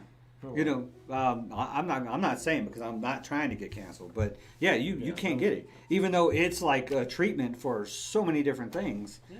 You know, but including the hiccups. Anyways. For the past few months, I've taken care of over 350 patients. We've not lost one. Not a diabetic, not a somebody with high blood pressure, not somebody with asthma, not an old person. We've not lost one patient. And on top of that, we got ads. Look at that. Dice que lamenta lo que le hizo tu auto. Oh no, this is actually part of it. Como un buen vecino, State Farm está ahí. Oh, okay. Yeah. I've put myself, my staff, and many doctors that I know on hydroxychloroquine for prevention, because by the very mechanism of action, it works early and as a prophylaxis. We see patients, 10 to 15 COVID patients every day. We give them breathing treatments. We only wear surgical masks. None of us has gotten sick. It works. So I'm pausing this because I don't want the algorithm to pick up the sound and stuff and cancel us. Right. Cancel my whole video. Right. That's what you said. Like it has to go for like 30 seconds or something. Mm-hmm. Yeah, so I didn't think we about gotta that. get canceled. This podcast is going to get canceled. I just thought about that. Yeah, now I got a lot to say. I'm pretty sure. But I mean, does she not sound sincere? I mean, does she sound like she's lying about treating 350 patients? She doesn't. In Houston, I mean, Houston had a big outbreak. They shut down the Republican convention in Houston. On the other side, she does have a YouTube channel, and she says a lot of There's stuff. like 7 other doctors that talk after her though. There's a bunch of That's what my wife's seen the actual video, the one that got taken down. Mm-hmm. That has 7 other, and she's in Washington D.C. She's in Washington. Yeah. So she traveled from Houston to Washington D.C. to say this stuff. For what? I'm sorry. I'm just thinking about her YouTube and some of the. We're gonna get canceled. No, I'm thinking of her YouTube. What she had said, because she's got some. Her YouTube is pretty good. That's what K Fox used against, because she was saying that she had relationships with demons, and she see. K Fox brought up her YouTube and brought up some of her medical history. Okay, but do you think she's lying? No, I don't. Do you think she's lying about treating? I mean, I don't care what. I don't care if she said the sky is purple.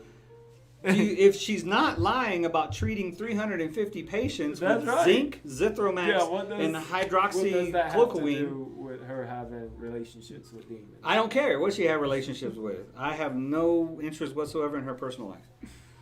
If she's treated 350 people with all these pre-existing conditions that apparently are killing everybody with COVID-19, and she's treated them with these 3, proven medications, or zinc's natural, natural, it's a supplement, natural vitamin or natural mineral. So treating them with these 2 prescriptions and this mineral, and has had a 100% cure rate, hasn't lost 1 patient, pre-existing condition or not. I don't care if she thinks that she's having relations with Genghis Khan. Just random name I thought I would throw out there. If that's the truth, then that matters. Right. That's important. So maybe we shouldn't be saying hydroxychloroquine so much, because that's probably what's going to get us canceled. Yeah, this video floods that. So you just giving up now? You ain't even gonna talk no more, right?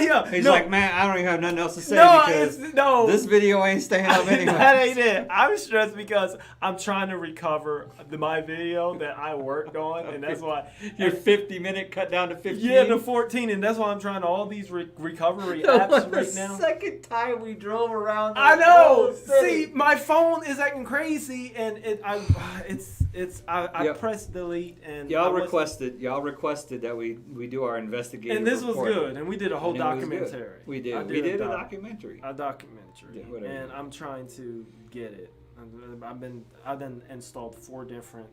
With Devolvi, took him out there, put him in danger. He did. Not really. We went, did our. It was good.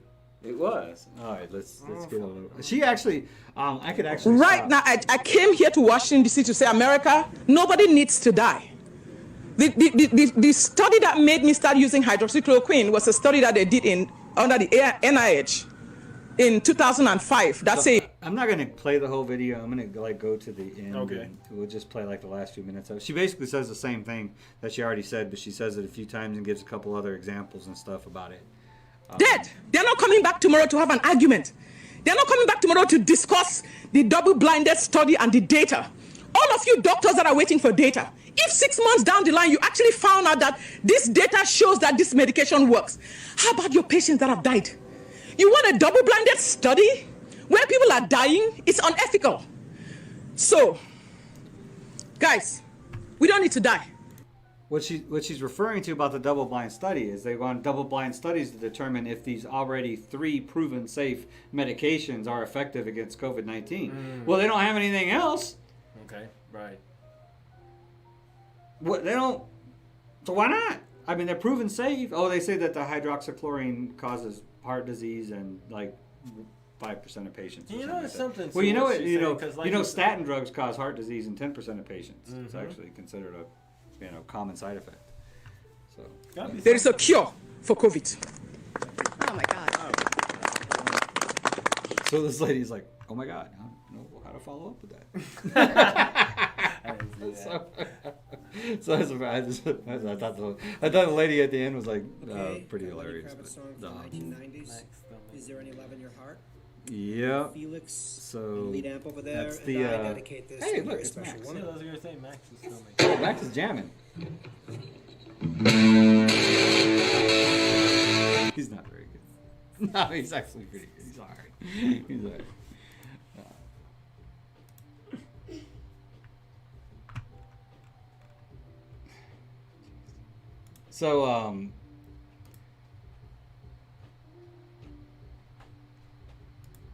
So I just thought that was interesting. You know, she seems. And you know, there's got to be something to it. Look. It's gone. That's the one you just sent me. It's gone. Now look at it right now. Let me see. I'm trying to find this video. I am so. What is? Let me see if it's. I think it's something on your side, man. Let me see.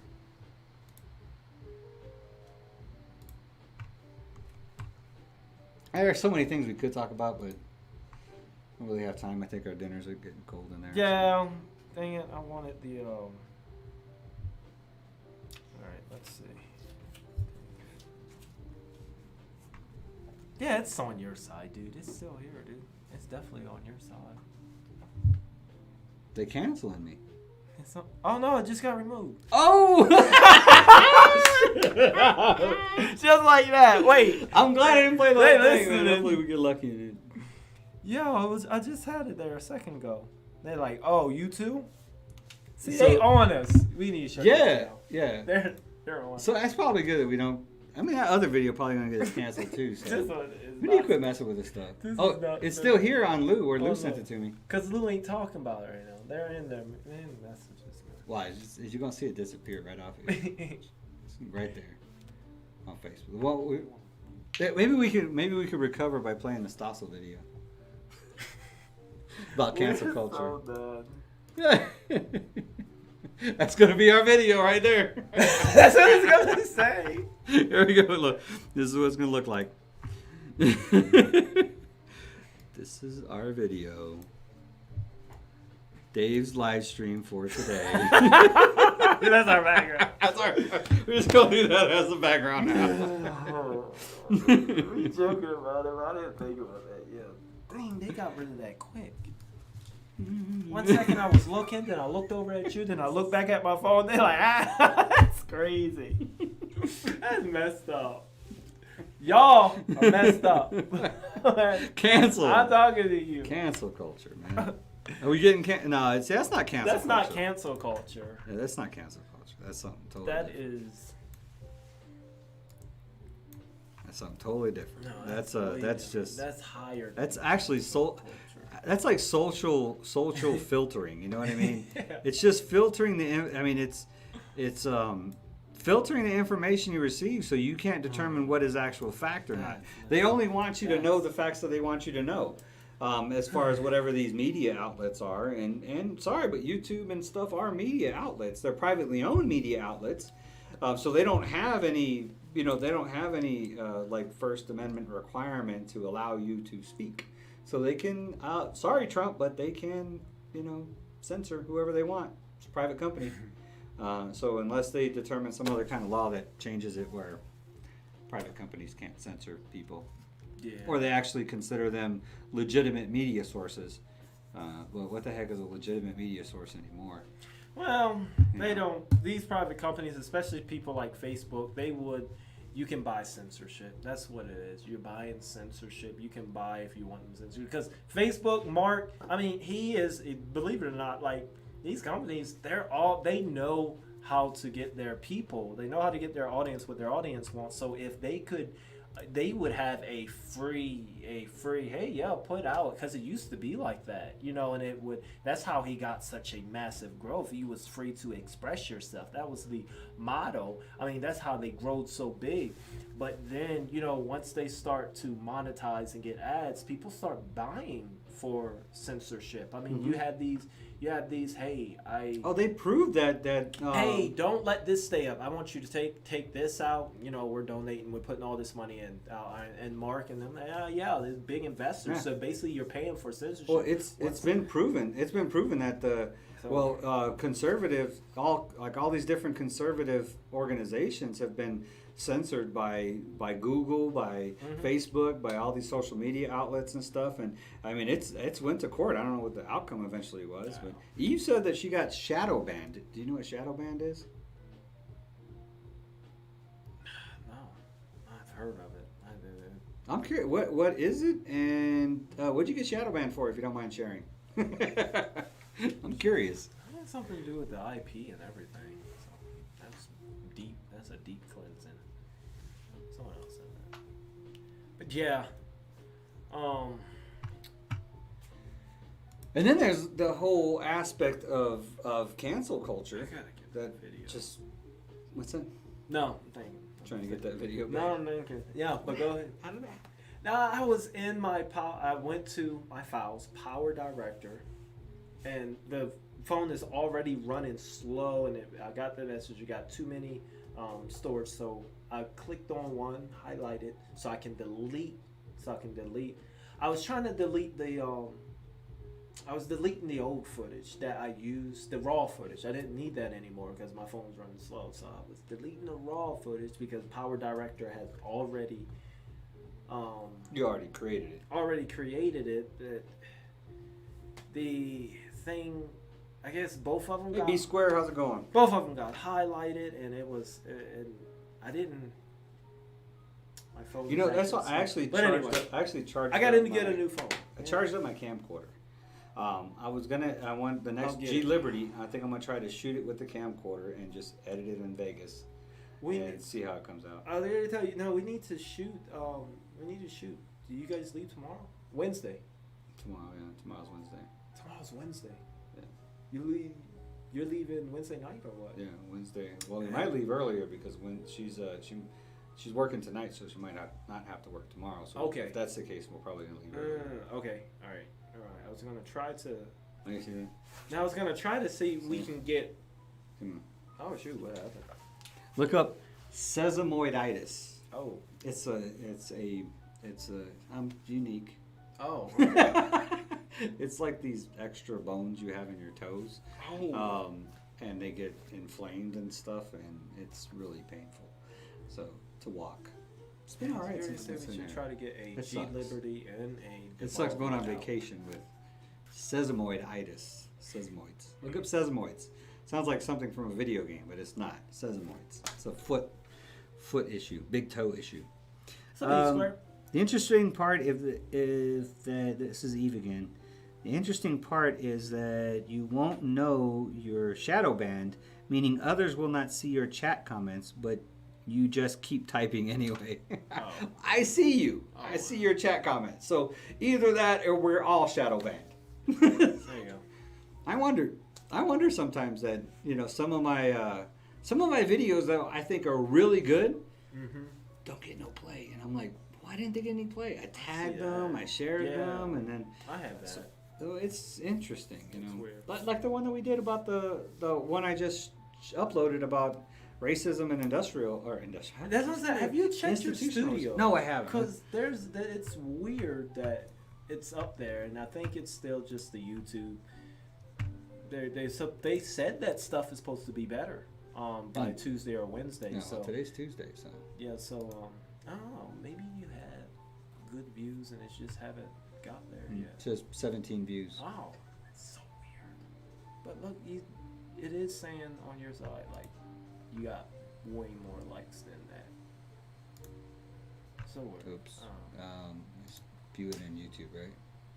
Yeah, it just seemed like people are there and they're I watching. got 19 likes and 9 And views. 9 views. That's what I'm saying. It's How do you get more likes than views? that's what I'm saying. That's- This system is all screwed up. So the studio says I have 17 views. The YouTube channel says I have 9 You're views. doing a lot of work. And I have 19 likes. And obviously somebody hasn't watched it. you got put in timeout again. Yeah, I'm wondering if India might have put him in I put it timeout on again. Reddit and I put it on my Facebook. So you're gonna be up there. That's what I heard. If you pop out chat, then you can see your comments are not there. Starting mostly Look at that. B Square was looking With- to donate for you, dude. with no, I got. Is that what super chat is? Mm-hmm. No, I just have I have a Cashapp in the description. Scroll down the description a little ways, and there's a Cashapp there. So I appreciate. We're trying to save up for a camera, a new camera first. I don't know. I'm thinking maybe a table first. So camera and table are what we really need. And although I love doing this podcast, I'm trying to trying not to put the burden on my family for funding this stuff. So, but I mean, regardless, I mean, if I get the money or not, I'm still going to be on here. I'm not going anywhere. So, would appreciate the encouragement if anybody does want to donate. So, you pop out chat, then you can see comments are not there. Starting mostly with impeachment, bunch of people could not make one comment, not on any channel for about 1 month. Oh, and they were impeaching Trump? Impeachment? I think. Yeah, I'll never see the Rothschild Rockefeller video. I don't know if I want to. Y'all keep trying to get me in this rabbit hole. Yes. Conspiracy The theory. Rothschilds. This guy, too. No, You're trying to get me in this conspiracy That's theory rabbit not hole, man. Conspiracy theory on the Rothschilds. They're big. What was another conspiracy theory I got into? Oh, the whole cultural Marxism. That is actually a conspiracy theory. You look it up. It starts with the Frankfurt University. Okay. And then it's just a rabbit hole from there. Now, the video I shared with you, 1 hour video I shared with you, I don't want you to think that was actually my opinion on it. But I thought his take was a very thought-provoking way of looking at this cultural Marxism versus racism type of thing. So okay. It was really good. So Okay. I'm not now shadow banned, but is mostly political repeat comments and can say not on topic anything, can say anything. It was a global comment that due to COVID-19 censorship. Yeah, I've noticed that a lot of things seems to be getting censored a lot for COVID related. And it's just government involvement again. Yeah. We need to shrink the size of this government, whether you like libertarians or not. Whether you think we're all crazy conspiracy theorists, which we're not. Most of us aren't. There's a lot of us that are. Some of the loudest libertarians are these crazy conspiracy theorists. Or whether you think we're anarchists or whatever. I tell you what, voting libertarian sends the message to the powers that are in place right now that you are done tolerating government growth and government infringements and government involvement in your personal life and government's massiveness involvement in our lives, period. It's not supposed to be that way. The government, I mean, we shouldn't, walk outside and wondering if we're breaking the law or not. Yeah. You know what I mean? So.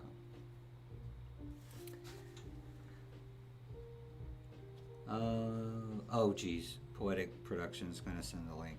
Oh, great. Look at you. Oh, great. Send it to my email. Send it to. It might not let you post it here. If it doesn't let you, if it doesn't let you post it here, send it to Marino for El Paso at Gmail. I'll watch it. Yeah, I'll make sure Evolve gets. I'll watch it too. But, there you go. Started big time with the impeachment hearings, shadow banning by service providers. So are they service networks or current providers is the problem with tech debates? Did you hear that Vivid was man-made? Oh, COVID was man-made and was a patient.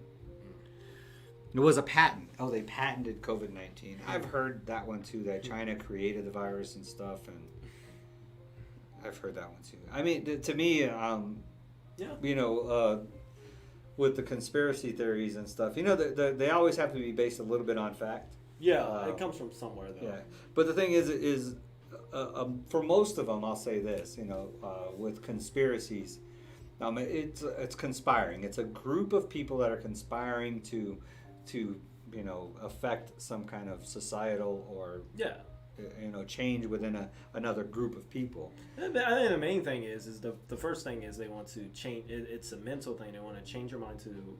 They want people to think. You're already getting in too far into it. I'm this saying way. conspiracies in general. Oh yeah.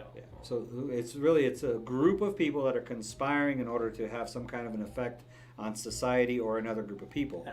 The thing about conspiracy, they're conspiring for one. So it's a group of people, and to get a group of people that are super powerful, super rich, to actually agree to do anything together is a long shot. You know, you think about trying to get Elon Musk and Bill Gates and Steve Jobs and whoever that Amazon guy is. Mm-hmm. He kind of flies under the radar for being the richest guy in the world. Yeah. But, you know, get them all to agree on, you know, hey, we're going to all do this to the public, you know. It's probably not going to happen. So that's one reason why I don't buy into conspiracy theories a whole lot. And then you want to get politicians and stuff involved, and, you know, it's really... But it's fun. Yeah. It's fun to talk about.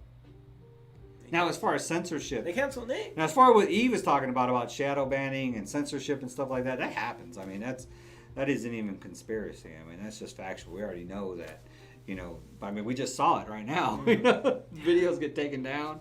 You know, just because somebody said something that they considered, you know, not factual. The video been in my messenger all that time until I started talking about it. Then you sent it to me. You sent it to me, and then they blocked it from you and me. It's been in my messenger the whole time for hours. It's not paranoia. It's being conscious of it. I'm guessing it was it. Be conscious of it. Yeah. You'd have to have your own server to go free speech. Debate for tech is service provider versus content provider and how laws apply. Yes. All that comes into play. That's why we make our videos so long. We hope that they don't watch them. They don't catch this. Do you think they're going to get it? It's because of her? Just because of the African lady? 100%. I like her accent, though. Especially with the angry, that angry accent like that. That's like cool. I can't do that. You can't do that African accent. You could do Trump, though. I should be able to do an It's African really accent. This libertarian guy. I'm gonna work on my African accent. I should be able to do. I should be able to do one. That's Jamaican. That's Jamaican. I should be able to do it. Now I'm mad that I can't. Me as an African, I'm gonna do one. I'm gonna work on that. I'm gonna come on with. No. To see if you're an American African or an African American. Now we're really gonna get mad. This video is not staying up. This video is not. There's no way this video stays up. But you know what? If this video stays up, this is gonna be the only video on YouTube that will still have her video that people will be probably because I paused it so many times. That people are gonna be able to go to see her video because it's wiped off of YouTube. And apparently, yeah. Because no, it's nowhere on YouTube. No, but you got the Steve's got a good idea. We develop a code language. It's all messed up, man. We just don't. I try to stay really factual about stuff, you know. So, I mean, we joke about the conspiracy theories and stuff like that, but Yeah. you know, I don't. But that video there, I mean, her video, I don't see what the problem is. You know, she's a doctor and she's talking about something medical. You know what I mean? About something that's worked for her medically. I don't. It's the fact that they're saying that it's false because she didn't show evidence that of these people. No one can fact check her. She didn't show facts. She's just talking out her lollipop. She can't show facts because of HIPAA. She can't break out all of her patients' records and stuff. And, that's what they know. That's why they got. You know, so how is she? They got her. That's the system. But if the FDA did that, they don't have to show facts either. That's a good The point. FDA is the one who's saying that stuff doesn't work. That the hydroxychloroquine or whatever that thing is, I just need to quit saying it. The H, we'll just call it H. I haven't said it yet.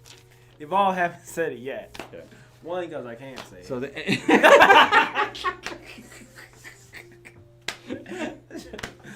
it. So the H, if the H, the FDA is the one who said the H doesn't work. Right. You know, that it could be dangerous. Mm-hmm. So, well, but they don't have to show proof either. There's got to be some truth because that you can't get it anywhere. Doctor, like you said, doctors were using it. It disappeared. Why? It was like one of the. It was like metformin. I mean, it was just they would used it to treat like a huge array of drugs, and now it's just gone. And this is firsthand knowledge. A doctor telling me this, like, yeah, it's just gone. I can't get it no more. Yeah. You know. So. Oh man, this has been interesting. Yeah. But it's funny because they don't actually censor it themselves. They program the algorithm to censor it. Mm-hmm. So it's like an automatic censorship change. Yeah. Like those copyright claims, man. It's like, boom, they just got it like that. And I was and you were like, they put in the algorithm African, a woman, accent, black. Yeah. Yeah, right. They probably programmed all that stuff in there. So I like free speech and let people research and decide. I think has gone way too far with service provider censoring, and maybe more lawsuits will change this. Well, the problem is the CNN and Fox News and MSNBC, they can say whatever the heck they want, no matter whether it's factual or not. That is true. You know, they just spew all kinds of crap all over the general population, and nobody censors them. Nope. You know what I mean? And it's a lot of times it's worse conspiracy theory and nonsense than you'll hear anywhere on YouTube or anywhere else. So, I mean, that's the most ridiculous thing of all. But they're protected by the First Amendment, the freedom of press. You know, so I mean, this is where you get involved with, you know, government control versus private companies. You know, the private companies are worried about frivolous lawsuits and stuff. But the only reason those lawsuits would stand a chance is because government would help them. You know what I mean? Help the lawsuits to actually win. If you just let the private companies, I mean, like Trump trying to force Twitter not to censor him. You know what I mean? Well, if you know, trying to hold that whole First Amendment freedom of speech thing over their head. Well, okay, are you going to allow them to be free as a private company to do as they will with their own thing, or are you going to give them the authority, as you would CNN, MSNBC, and everybody else, to promote whatever they want? You know, so I don't see CNN, you know, pointing out all the good stuff that Trump does or says. You know, they're not publishing that. So, you know, are you going to force them to, you know, show all your good side? Are you going to force Fox News to show all of your bad stuff and all the ugly and ridiculous tweets that you show? Are you going to force Fox News to do that? You know what I mean? So where does this government force end? You know, that's why I just prefer the libertarian way. Just keep government out of it. I'm okay with YouTube if they want to block me. But I just honestly think that those blocks are because they're afraid of government mandated lawsuits and stuff like that. That's what I think. Is, you know, they don't want that bad publicity when government comes down on them and then gets that stuff. So yeah, there you go. Yeah, the computer's doing it. So why censor the public? Oh man, there's the long laundry list of reasons. For political gain, for monetary gain, mostly. Just follow the money. That's it. Mainly, you know. Yeah, for image, you know, YouTube doesn't want to be viewed as the conspiracy theory social network or whatever, you know. That's true. Well, when we join with yes to global user agreements that are written as can change at any time, then are no protections of freedom of speech. Yeah, that's the deal when you're using a private platform, a platform that's owned by a private corporation. You know, maybe some libertarian out there ought to just say, hey, this is the free speech platform. You can say whatever you want. Well, there you go. Of course, it would get absolutely no traction whatsoever. And, you know, get a whole lot of foil hat wearing. That would be an entertaining channel to watch. There you go. But then, I mean, they really have this monopoly on these platforms. Though. What can you do about it? You know what I mean? What's going to compete against YouTube now? Yeah. For like what we're doing here, for podcasting and stuff like that. Right. TikTok? No. Liberty. You know, and then they just come and go. You know what I mean? And you got like, you know, Snapchat. Oh yeah. You know, MySpace. Musically. MySpace is still around. Y'all should go check them out. There's probably more free speech going on in MySpace now than YouTube. Oh, we can't say that, man. This one's definitely getting taken down. There's no way it is, though. There's no way. Watch it while you can. You might as well go back and watch this while you can. Cause this one is not going to make it. As soon as you hit this end button, it's not. It's going to be processing for 3 weeks. It's going to just be in processing forever. You're not even going to be able to process. And then I had the Liberty song at the beginning. You're not going to be able to process it because they're going to delete that in processing. I'm telling you. Oh man, see, I don't even know if I want to share a whole. I'm kind of angry. You know, maybe I should try to clip the economy part out of it while we can. I should have recorded it. Anything. That's what I'm saying. You're not. I mean, no, you can't edit. Like you can edit whenever you end. It will allow you to edit. So maybe I should just edit the part with Kevin and the financial stuff. Yeah. Hopefully you can, because I don't even think you're gonna be able to do that. I don't think it'll work. But I have to see. It's just weird, man. I wasn't even thinking. I would have said not. But then again, I'm a Ooh, are you bad? Are you mad at B Square? They hid the comment because he used. Oh. I guess because it was almost a cuss word. I guess. Because he said F Eminem, I guess. Are you mad at him for that? He don't get mad at people that don't like Eminem. No, not at all. I mean, I told him that Eminem was a sellout, and he didn't. You did. That was our first podcast together. That was the first podcast. First podcast was Eminem's a sellout. No sunshine on that channel. But yeah. Teach math. Teach math. Oh boy. I gotta recover that video. I'm not doing that over. I need to I like it. It was I wish I could. It was a basic little vlog.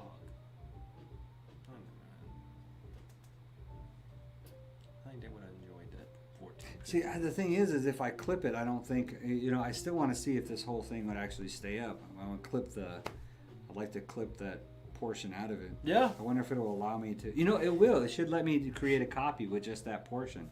So maybe I could save just that part of it before we get canceled. Fox News already watching you. I can't get videos in my messenger without getting blocked. That's crazy. And yeah, Fox is. Vote Libertarian, people, man. Spread the word. You gotta spread the word on your own, because social media ain't working, man. We getting censored. Yeah, you gotta see what you need to check Facebook and look at what Fox did. I put up a post. They were on her. You know, the powers at hand said no. And I just made a post. I was like, man, I'm happy that. Oh, I don't see anything that the news networks post. Oh, you don't? Oh. Oh, I blocked them. I blocked the news networks. I'll teach the math, but need software and stimulus. It's just stimulus. What's happening on Twitter? Oh, hey, look, your friendly neighborhood internet guy retweeted my stuff. That's pretty cool. There you go. So, and this Lourdes Marino. Oh, that she was on live. Yeah, she's pretty hot too. We want E Liberty versus D Baldy. I've been getting a lot of that. Oh, did you see this tweet? Did you see this tweet? I've been getting a lot. That's what I was gonna try to put up something. She just liked the tweet, but did you see this tweet I posted? I love camping.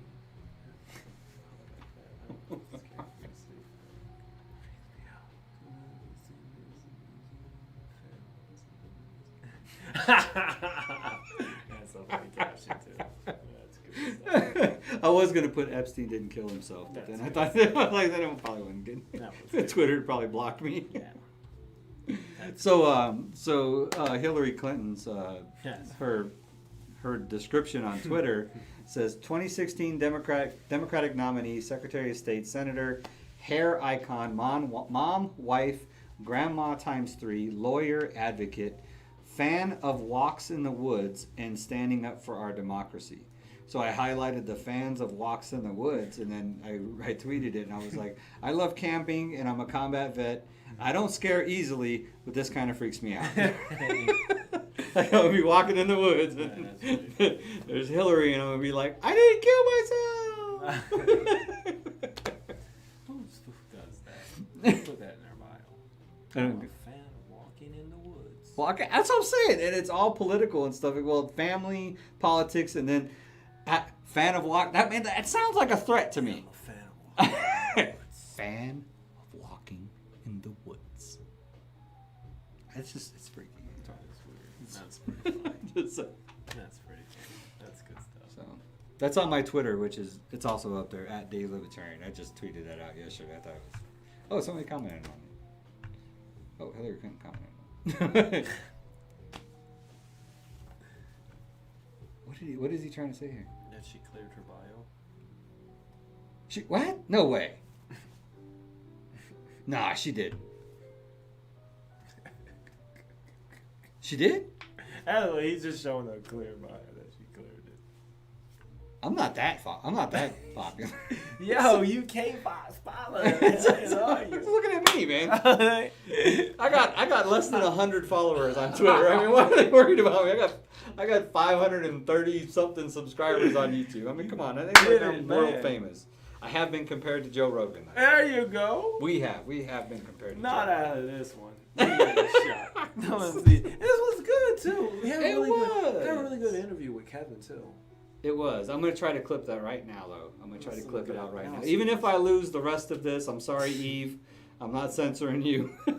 But I'm going to try to save the economic portion of this what we were talking, because I really was trying to get him on for the past few weeks or a month to talk about how we can't continue to grow the debt and how we can't continue to just throw money at people. So I'm really going to try to save that. Hopefully I'll be able to save the whole video without getting censored. But y'all classy. Appreciate it, man. You might get your first strike. You think so? They're gonna strike me. I don't even have 1,000 subs. I'm not monetized. Why would they strike me for? You don't need to be monetized. When you get striked, you get demonetized, right? No, it's just if you get 3 strikes, you gotta get 3. So and then you get demonetized. Then you get your channel get deleted. You can't do you get IP deleted. Like it's your computer. You need to get a whole new computer or whatnot. They IP and delete your channel, so you won't be able to create unless you buy another computer or whatnot. And then if you do another account, then they do it's called a stracket ban. That way, it's not to your IP. It is your it is a provider IP. So you can't. You have to switch service. You have to service providers. Jesus. That's if you. So that must be how the communists do it. It's insane, dude. So because they filter the content that that people can see, like North Korea and China and stuff. Strikes are serious, man. You got one right now. I got one. So I can't get 3, but it goes off. You need to quit messing with them hip hop guys, man. It was M. M strikes. I was on reaction to M and Lil Wayne. It was Lil Wayne's provider. I think Lil Wayne. But anyway, yeah, that's that. But yeah, I got striked. Man, I have so much stuff I want to talk about though. And I won't be able to go live very long on Saturday again because I'm not on the East Coast now. I'm going to be in Big Spring, Texas for the convention. So I'm probably going to go Facebook Live on Thursday evening, though, 6 p.m. for just a kind of a El Paso County Libertarian meeting. Okay.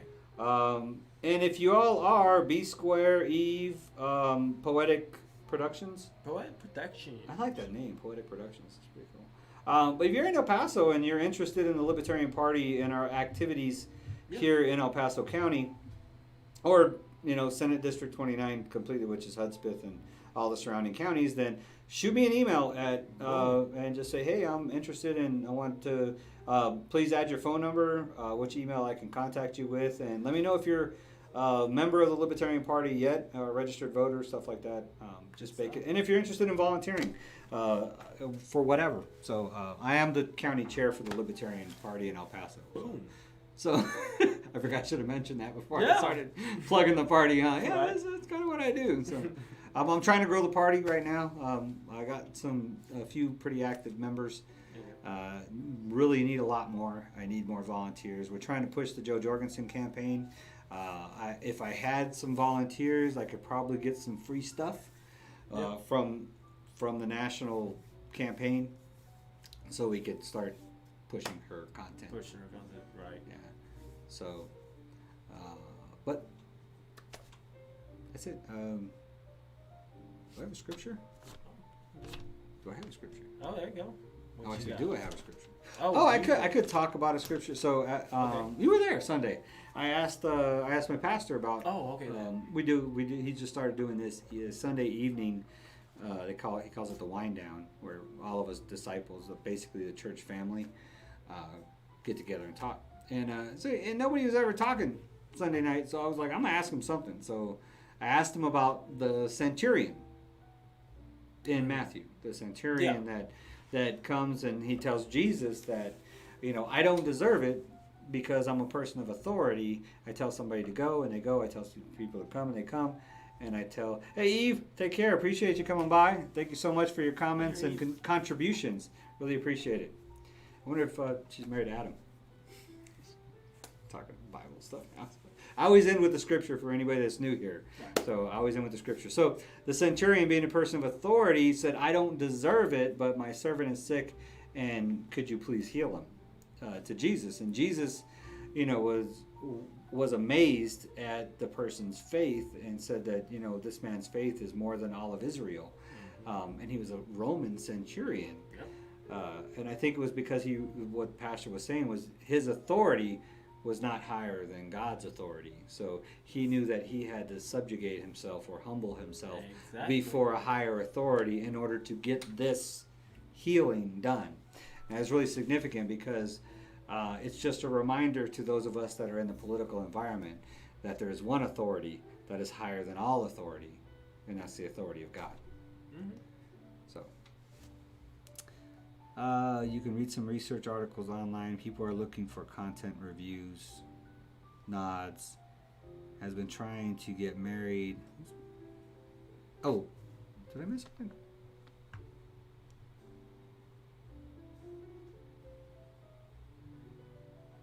Oh, she's been trying to get married and she has apples. So, Adam. my Adam reference. I was like, what? I missed my own reference there. So, I'm a conservative believer. Okay. I'm pretty conservative. Me too. Yeah. But, I'm pretty conservative too. I'm. It all depends on the subject, really. That's what I was about to say. Yeah. I think that's what most people know. Most conservatives. As far as like, I always try to. I'm a non-judgmental conservative, I guess. I'm a accepting liberal, I guess. Now, I always try to put things in the context of how Christ was. So I can be around any type of people and be okay with it. You know what I mean? I only show love. That's all I try to show. There you go. Except to my kids. Right. Then it's kind of tough love sometimes. But it's still love. Still love. It's always love. It's always love. Yeah, chats are hard. So. been fun, guys. Hey, thank you all. Be sure, and for you all new that came over, make sure you do subscribe to the channel. He's always Tuesdays and Saturday mornings, and then some minutes and stuff along the way. We do have a Devolve and G Liberty. They have a campaign and Kid President, and got some big plans for that. Got some plans on getting some other parents. Been taking you all's suggestion, and we're thinking we kind of been reminiscing on an ideal of really kids having their kind of own platform and kind of actually residing over some stuff. So it'll be fun. Yeah. And I think eventually there might be a debate in the works. Yeah, so a lot is going on. Which should be extremely challenging. Yeah. That's going to be an interesting one. It'll be an interesting we could do it live, though. Live with, I think it would be awesome if we could do a live debate. This is getting deleted anyway, so. A live debate with questions from the audience. Like a town hall style live debate. Where this question's for Devolving. And then, we'll take the next question will be for G Liberty. And just see what random stuff What happens? So, it's gonna be fun. A lot. Yeah. I have wanted to try to get something out. It's been a while. But along the way, we're going to do some campaign commercials. We're going to do some interviews. I already did one interview with G Liberty. I'm trying to lock down a good solid date to interview Devolve. There you go. So get a good Devolve interview in, and then Yeah. B Square's from South Carolina, the Palmetto State. I spent a little time there. Hey, both of our candidates, Vice President and President, are from South Carolina. Yeah. Spike Cohen, the Vice Presidential candidate for the Libertarian Party, is living in Myrtle Beach. Okay. And Joe Jorgensen is a lecturer and doctor graduate in industrial psychology from Clemson University. I think she lives in Greenville. That's cool. I was an Army recruiter in Clemson, South Carolina, for 3 years. So I lived in Anderson and Townville. Townville's a little tiny little. Josh went to Townville Elementary School. Townville Elementary. Oh. Yep. So hey, appreciate you from South Carolina. Yes. Well, thank you guys. As always, I guess even with a scripture, just I think humbleness always gonna require a certain amount of faith. It takes faith to humble yourself. Yeah, to humble yourself, because remember, when you humble yourself, it's really thinking less, thinking less of yourself and more on others, or more on someone greater than thyself. It takes a lot of faith, so that's the big purpose of that story. So just and as always, I say KIP, keep it positive, and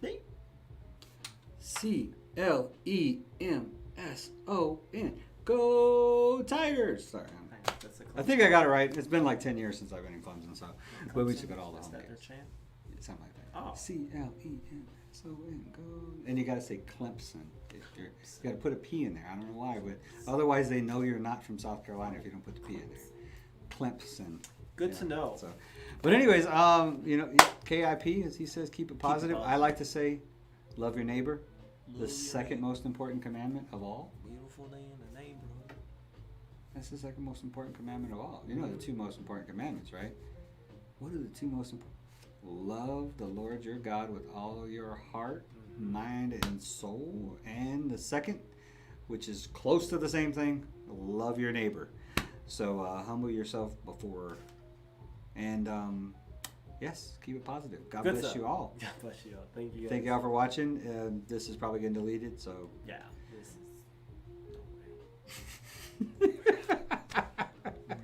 Thank you. Peace out, everybody. Thank you for watching. Let me see if I can edit this thing and keep release part of it. It's not happening. I gotta find out. See, it says edit.